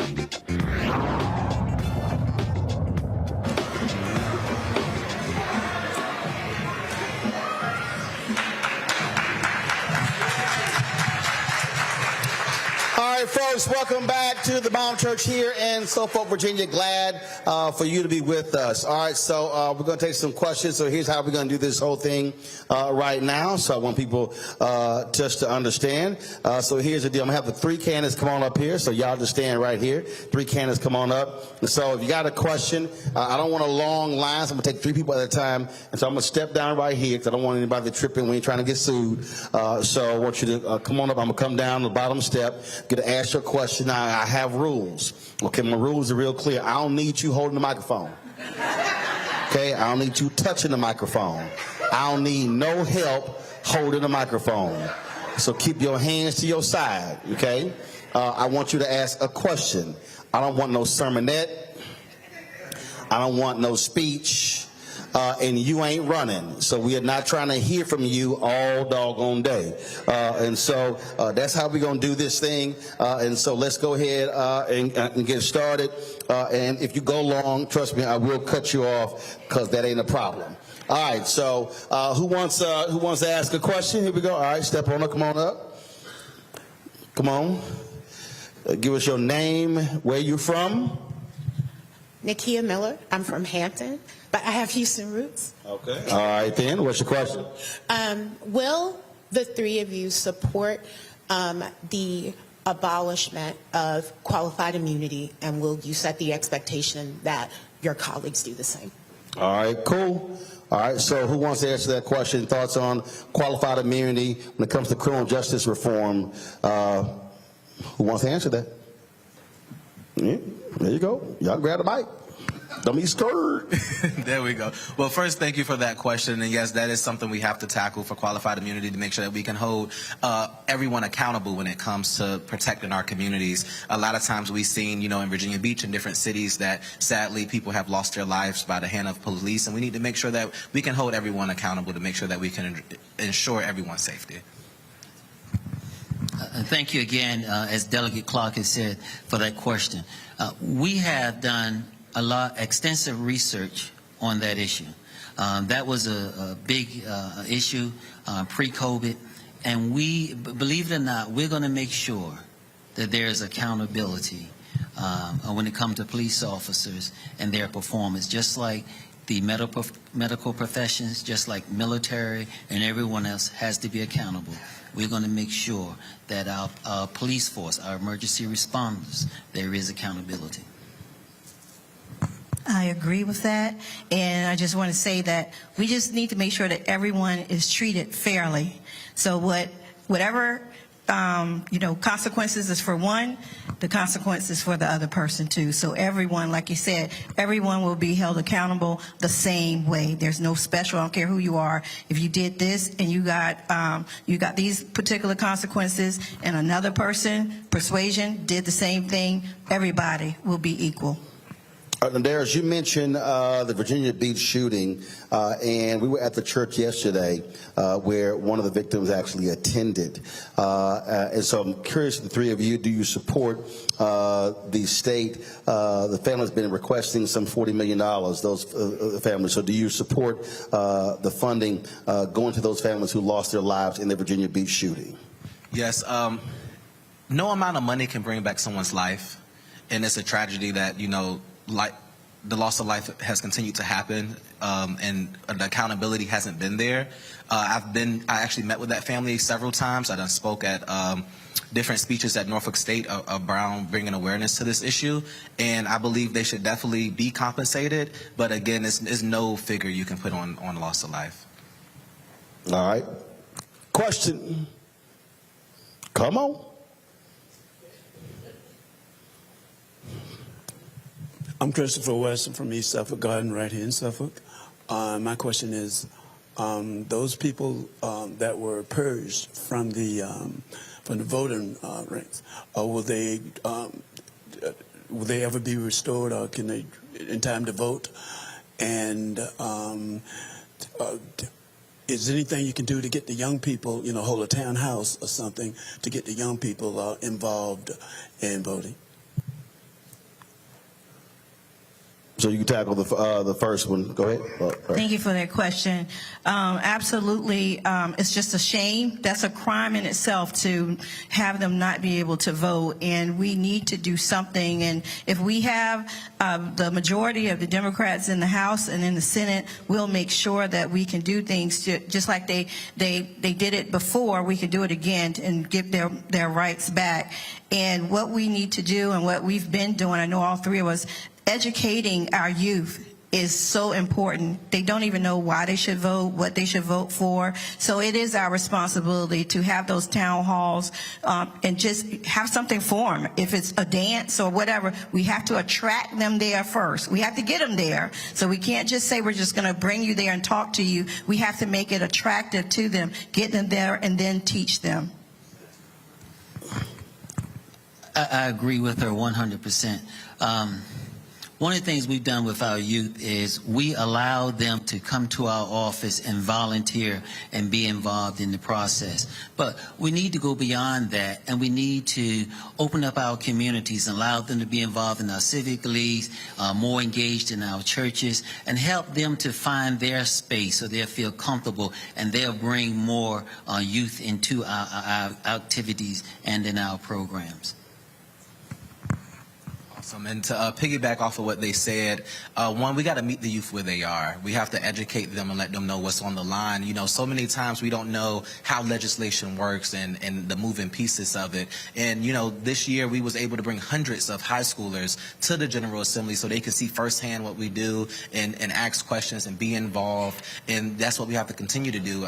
Just yesterday, I was knocking on doors out in the community. I met an 18-year-old, never voted before. He said, I'm going to go and vote for you for the first time I have the opportunity to vote. And I'm so glad you came to my house to make that difference. Well, I think, first of all, when you talked about connecting the dots, I mean, I spent a lot of time on the show talking about that because there are a lot of people who they want stuff done, but they really have no clue about politics. So they could be talking about something that's the job of the school board, and they think it's a state rep. Then they can be talking about something dealing with a road, and they try to talk to a member of Congress, and that's really the county person. And so that's probably one of the biggest things that we spend a lot of time on this show, really trying to educate people to understand the mechanics of politics and understand that that this one person, that the city council person can't do everything because there are certain roles of a county official, a state official, and a member of Congress. And one of the things that I've said that we should be bringing back the citizenship education, classes, if you will. You often saw those things in the 60s. Rainbow Push did that for a very long time in Chicago. They still have their Saturday meetings. And that really should be a part of all of our churches, where we literally are walking people through and explaining to them public policy. That's probably the one thing that drives me crazy when I hear people. I get it all the time when folks say, well, what is this person going to do about HBCU funding? And I'm like, they're not a state official. And then when they say HBCU funding, you went to a private HBCU. Okay, they don't understand that the obligation for the state ain't the same for a private HBCU as it is for a public HBCU. And so some of the people just really don't understand the reality of it. So I think that's also a huge deal, trying to get people to understand the basic understanding of politics and what that entails. And so hopefully more organizations will do that. And don't just do it during election season. I think that has to happen as well, because I think one of the greatest mistakes that that many of us do is that when the election is over, we go home, not realizing that the election is the end of one process and the beginning of another. And so when the election is over, then that's when our job is now to go make the folk do what they said they were going to do. And I witnessed that and saw with my parents growing up, and that's the thing. When we check out after the election is over, well, then we can't check back in and say, well, you didn't do anything for the last 4 years. Well, if you didn't show up to put pressure on them, then nothing was actually going to get done. And so that pressure has to be happening on a constant basis.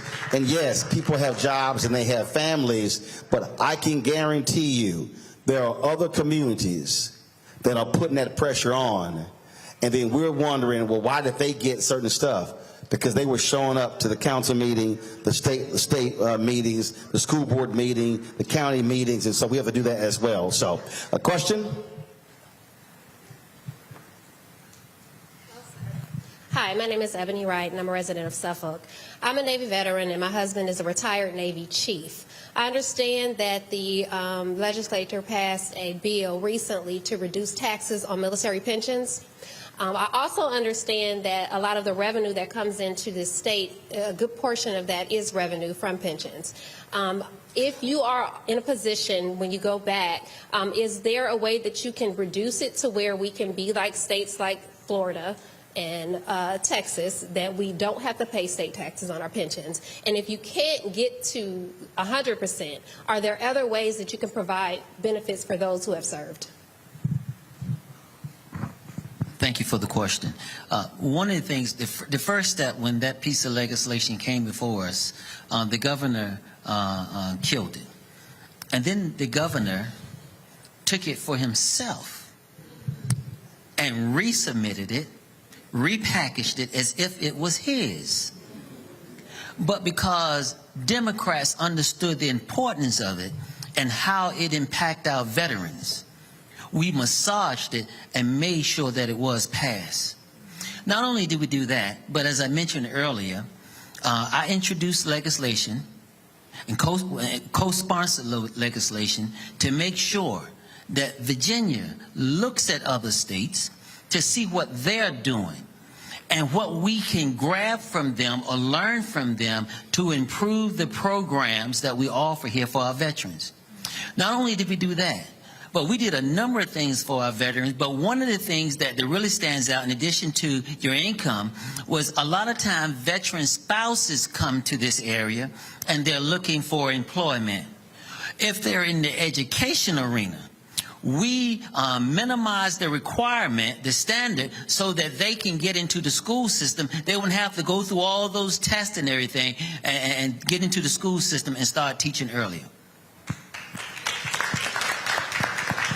Anybody else want to answer that? Anybody else? Go. Okay, all right, cool. Better up. Matter of fact, let me see if my Astros won. Let me check. We were up 5-0. How we check? All right, what's your question? Good evening. My name is Reagan Riddick. I'm from Chesapeake, Virginia.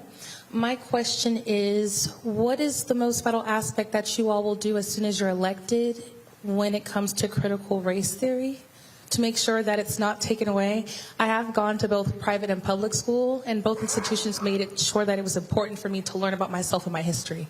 So what are those things that you would definitely do as soon as possible when you guys get elected? And the first thing is this here. First, critical race theory is literally not being taught in schools.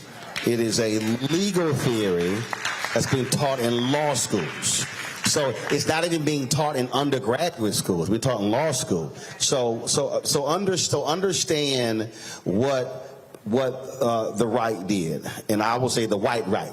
So here's what they did. It was by design. Christopher Rufo is a hard right guy, and and he put the tweet out. Their goal was to lump anything dealing with race under critical race theory. And so that's why you see the attack on critical race theory, attack on affirmative action, attack on DEI, attack on, all of that. So that was the whole goal.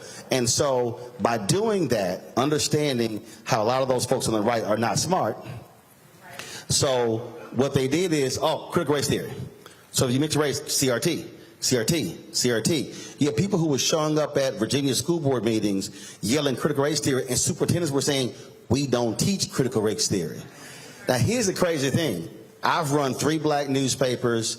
I was with Tom Jordan Morning Show, Savoy Magazine, Black America Web, TV One, Major Broadcasting Cable Network, Ebony, Essence. I ain't hear about critical race theory until last year. You won't get blacker than me.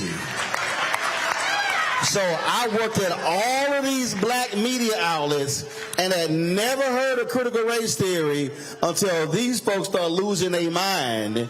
And again, I've talked to Kimberly Crenshaw, who is one of the folks who created the phrase. It is a legal theory taught in law school. Now, it doesn't mean, this is where I want you to answer the question, it doesn't mean, and again, this is what they purposely want to say, the teaching of black history in schools is the same as critical race theory. It's not.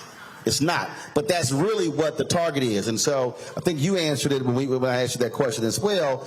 How do we make sure that we're having real conversations about all of American history and not this fictionalized version that we've always seen, especially in a state where these fools still celebrate one of the greatest traitors in American history, Jefferson Davis? Thank you. And as I said earlier, and I thank you for clarifying that and making that very clear, that critical race theory is not taught in public schools. It's not taught there. But as I said earlier, I introduced and carried legislation that made sure that all of our history teachers and social science teachers teach African American history correctly. When it's time to renew their license, they are required by law and policy to go back to school and take another course in African American history to make sure it's taught correctly. But that's just not African American history. It's also history to deal with Korean history and other histories out there as well. We've taken those steps to make sure that those things happen.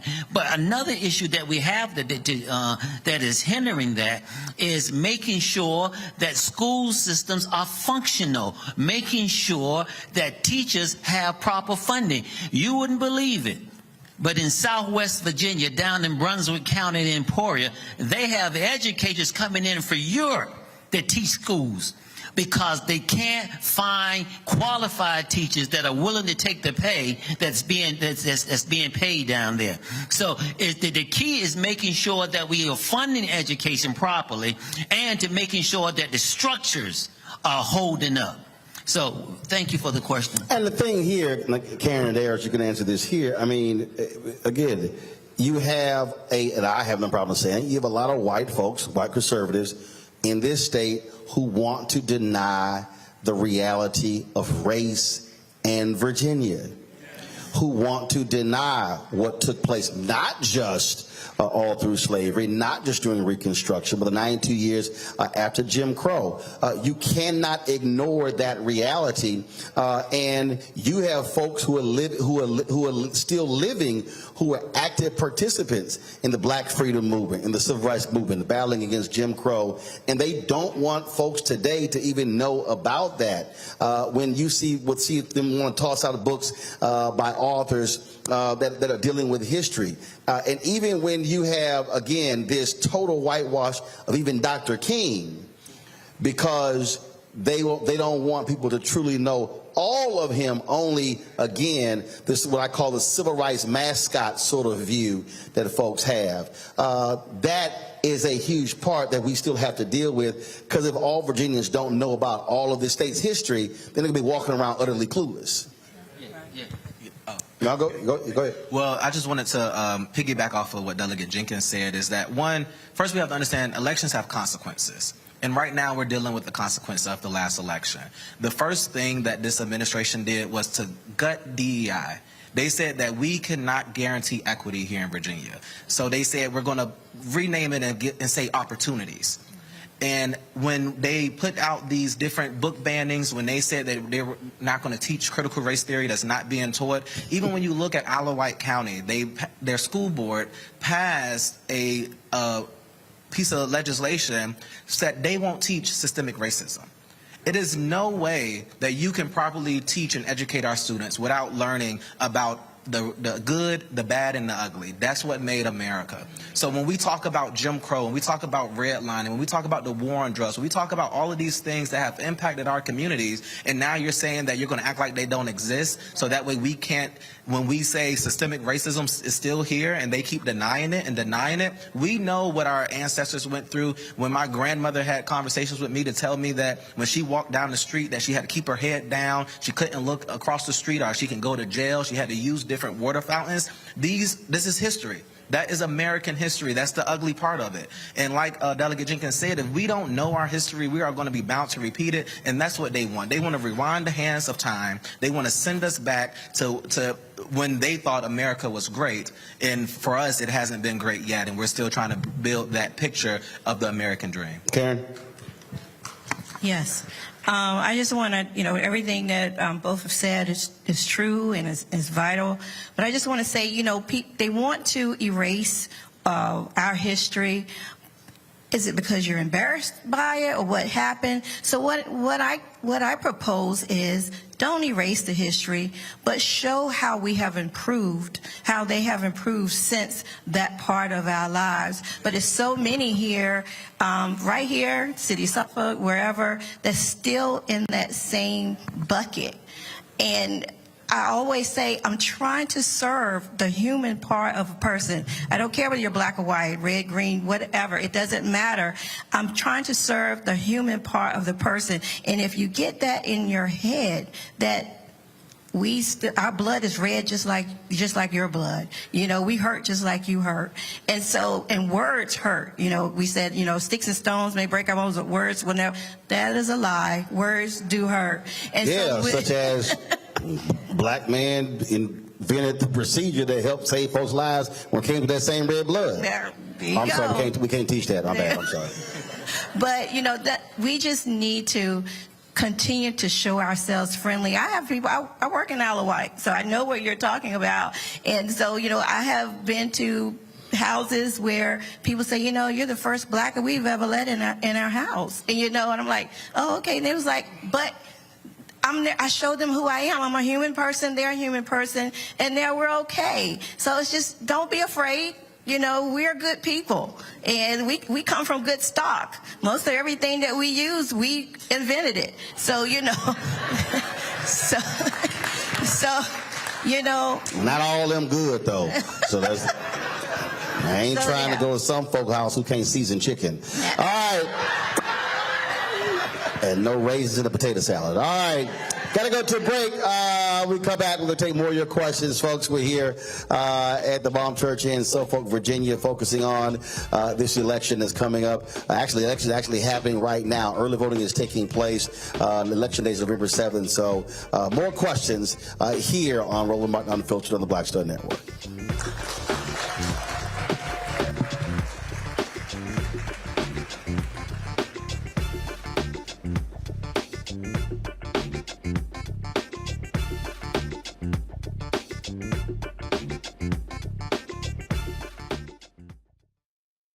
Pull up a chair, take your seat. The Black Table with me, Dr. Greg Carr, here on the Black Star Network. Every week, we'll take a deeper dive into the world we're living in. Join the conversation only on the Black Star Network. When you talk about blackness and what happens in black culture, we're about covering these things that matter to us, speaking to our issues and concerns. This is a genuine people-powered movement. There's a lot of stuff that we're not getting. You get it, and you spread the word. We wish to plead our own cause. Too long have others spoken for us. We cannot tell our own story if we can't pay for it. This is about covering us. Invest in black-owned media. Your dollars matter. We don't have to keep asking them to cover our stuff. So please support us in what we do, folks. We want to hit 2,000 people, $50 this month, raise $100,000. We're behind 100,000, so we want to hit that. Y'all money makes this possible. Checks and money orders go to P.O. Box 57196, Washington, D.C. 20037-0196. The Cash App is $RM Unfiltered. PayPal is R Martin Unfiltered. Venmo is RM Unfiltered. Zelle is Roland at RolandSMartin.com.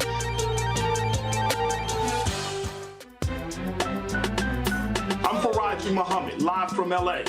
And this is The Culture. The Culture is a two-way conversation. You and me. We talk about the stories, politics, the good, the bad, and the downright ugly. So join our community every day at 3 p.m. Eastern and let your voice be heard. Hey, we're all in this together. So let's talk about it and see what kind of trouble we can get into. It's The Culture. Weekdays at 3, only on the Black Star Network. Hi, I am Tommy Davidson. I play Oscar on Proud Family, Louder and Prouder. I don't play Sammy, but I could. Or I don't play Obama, but I could. I don't do Stallone, but I could do all that. And I am here with Roland Martin on Unfiltered.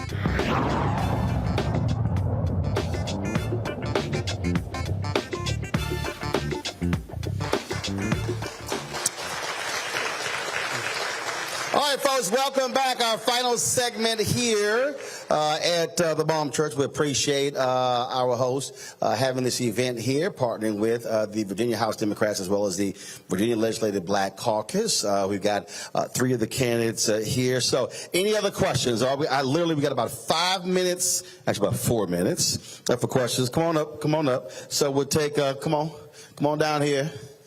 We'll take your question. All right, here we go. What's your name? Question. So you ain't get the rules. Put your hand down. I don't need help. Got it. My name is Randy Darden, and you have all the Democrats here. And I just wanted to say, July the 17th, that's when y'all approved the marijuana bill? Correct? Am I correct? Oh, it was last year. Did legalize it. Y'all did that, right? That was y'all. Huh? Okay, to the bill, first of all, explain what the bill, first of all, people who don't know, explain what the bill was. Go ahead. So in 2020, when Democrats took over the legislation, they passed multiple bills for marijuana legalization and the decriminalization of it. So there's normally three parts of marijuana, getting it legalized. So you have to decriminalize it, then legalize it, and then work to make it recreational. That's the part that we're kind of still in a gray area with. So the first part was? Decriminalize it. That happened. That happened. The second part? Was legalizing it. Did that happen? That happened. Gotcha. And the third part? Is recreational. And that hasn't been actually approved? No. Got it. So what's your question? The streets and the roads, mine's forever. I don't even know what that means, bro. So I don't even know what that means. So that makes no sense to me whatsoever. But it makes no sense. But let's talk about the third part, because what we are seeing all across the country, we are seeing billions of dollars that people are actually making through the recreational use of marijuana. And unfortunately, the problem with that is that in many of these states, they are preventing individuals who may have been arrested and went to jail for marijuana for being a part of it, and so a lot of them are black. So folks who went to prison for marijuana can't now earn legal money from marijuana, and other people are making billions of dollars. And so, since it hasn't happened, what will you do to make sure that those folks who were impacted are getting a fair shake when it comes to being participants and getting potentially one of these licenses? Yeah, well, first we need to make sure we bring it full circle. We need to look at that we're clearing these records from people that, been to jail because of this was a war on drugs, a war on the black community when this happened. So we want to make sure first we go back and undo the wrongdoing of clearing the records. And then we need to also look at, like you said, the money, all of these millions of dollars that's going to come in for revenue. We need to make sure that that money is going to go back to the communities that was affected the most, to make sure that we rebuild and put that money back into infrastructure, into public safety, into our public schools. We need to make sure that the communities that was decimated by the war on drugs are going to receive some of these funds, and also that we can participate. Maybe we need to do a disparity studies to make sure that all people, particularly black and brown people, can. Well, I think what Virginia should do is what Maryland didn't do, what the New York caucus did. They held it up to make sure that African Americans were getting fair share of licenses, and that's what happened. Because, and again, when you have the numbers, at the end of the day, it can't pass by the Black Caucus. And so the Black Caucus should make it a priority to make sure that African Americans are getting a fair share of the economic benefit if the recreational use is actually passed. Go ahead. And I agree with you 100%. That's the reason why in 2020, when we legalized marijuana, we slowed that process up to give African Americans or minorities an opportunity to organize and get their business in order so they could take advantage of the opportunity when it was opened up on the market. Because we're talking now, it's a multi-billion-dollar industry in this country, and we ain't making the money off of it. All right, come on up, sister, with your question. All righty. My name is Olga Baker Boone, and I'm. How you know your name? I'm just saying. Yeah, restate your name twice. How you know your name? Don't be trying to blame it on me. Don't be blaming it on me. Yes, your name.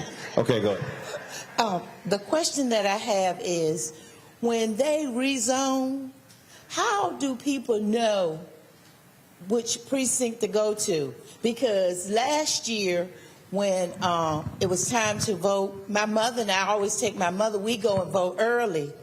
Well, I checked, and her voting precinct had changed. That's called Republican voter suppression. But I'm just like, how do you find out? Because she's 83 years old. She's not going way down Hosier Road. You see what I'm saying? It's done on purpose.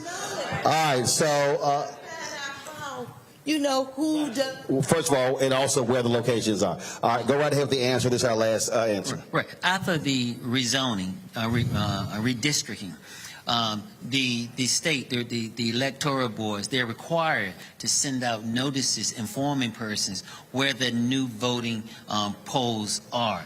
And that was done, but sometimes we have a tendency of ignoring it and think it's just junk mail. But we need to pay attention to what's going on with that. But not only that, we also have the option of going online or calling the voter register's office and find out exactly where our voting precinct is, a voting place is.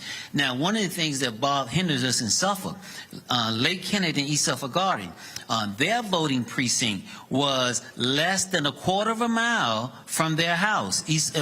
Yes, but however, City Council moved that polling precinct approximately 2 miles from that community. And a lot of them still go to the old polling place because for more than 20 years, that has been their location. And so that new polling place hasn't registered yet. A lot of people have missed the mail and didn't read the mail. So that is a process that we need to do, is to go back and re-educate that community. Here's the catch to it.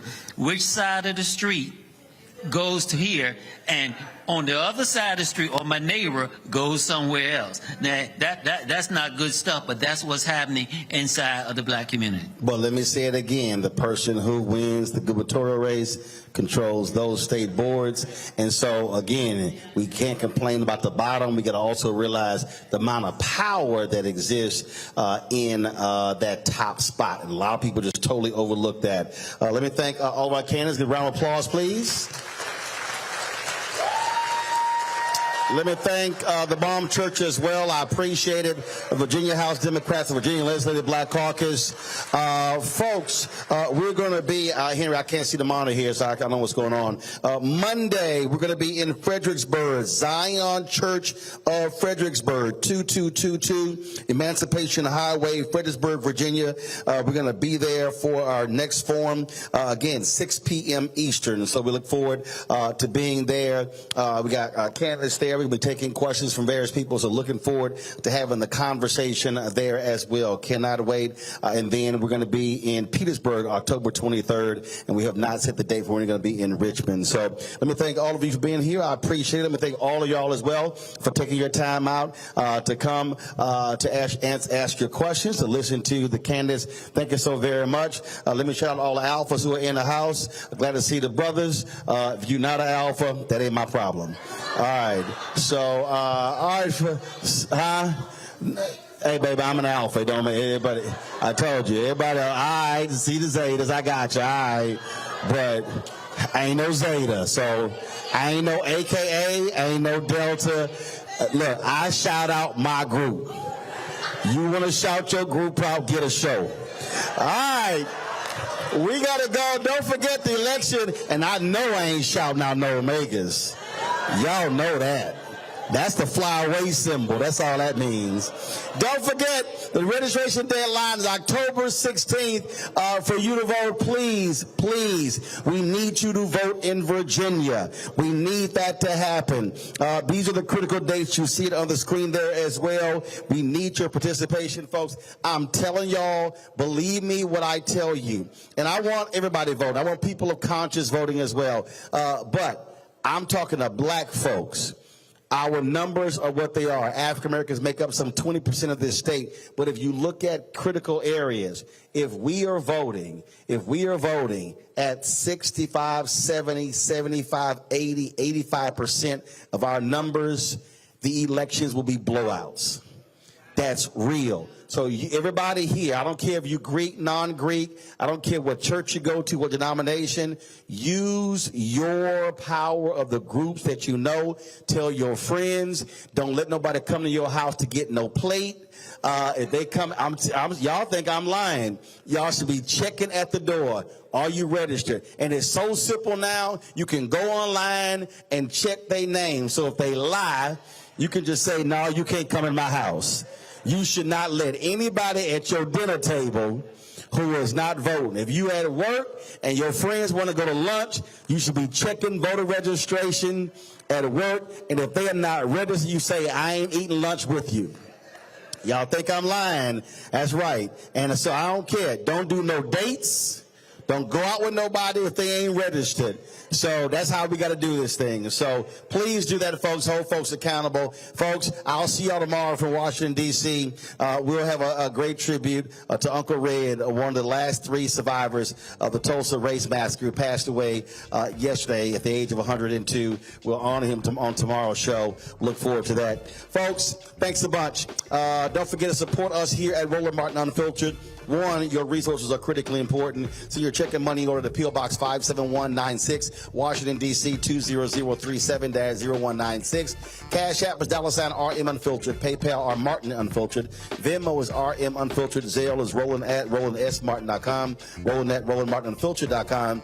And, of course, you can also download the Black Star Network app, Apple phone, Android phone, Apple TV, Android TV, Roku, Amazon Fire TV, Xbox One, Samsung Smart TV, and our FAST channel. We're now on 4 different 24-hour, 7-day-a-week streaming channels. First off, Amazon News. If you go to Amazon Fire, pull us up. You can also tell Alexa, play news from the Black Star Network. You can do that. We're also on Plex TV, and now we're on Amazon Freevee as well as Amazon Prime Video. We go to Amazon Prime Video, click Live TV. We're right there with ABC, NBC, CBS. We're the only black-owned digital news and information network that's on Amazon on any of those 4 platforms, and so we certainly appreciate those of you who watch us there.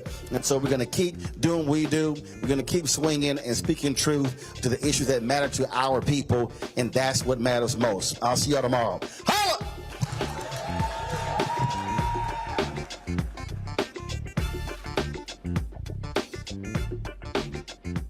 Folks, Black Star Network is here.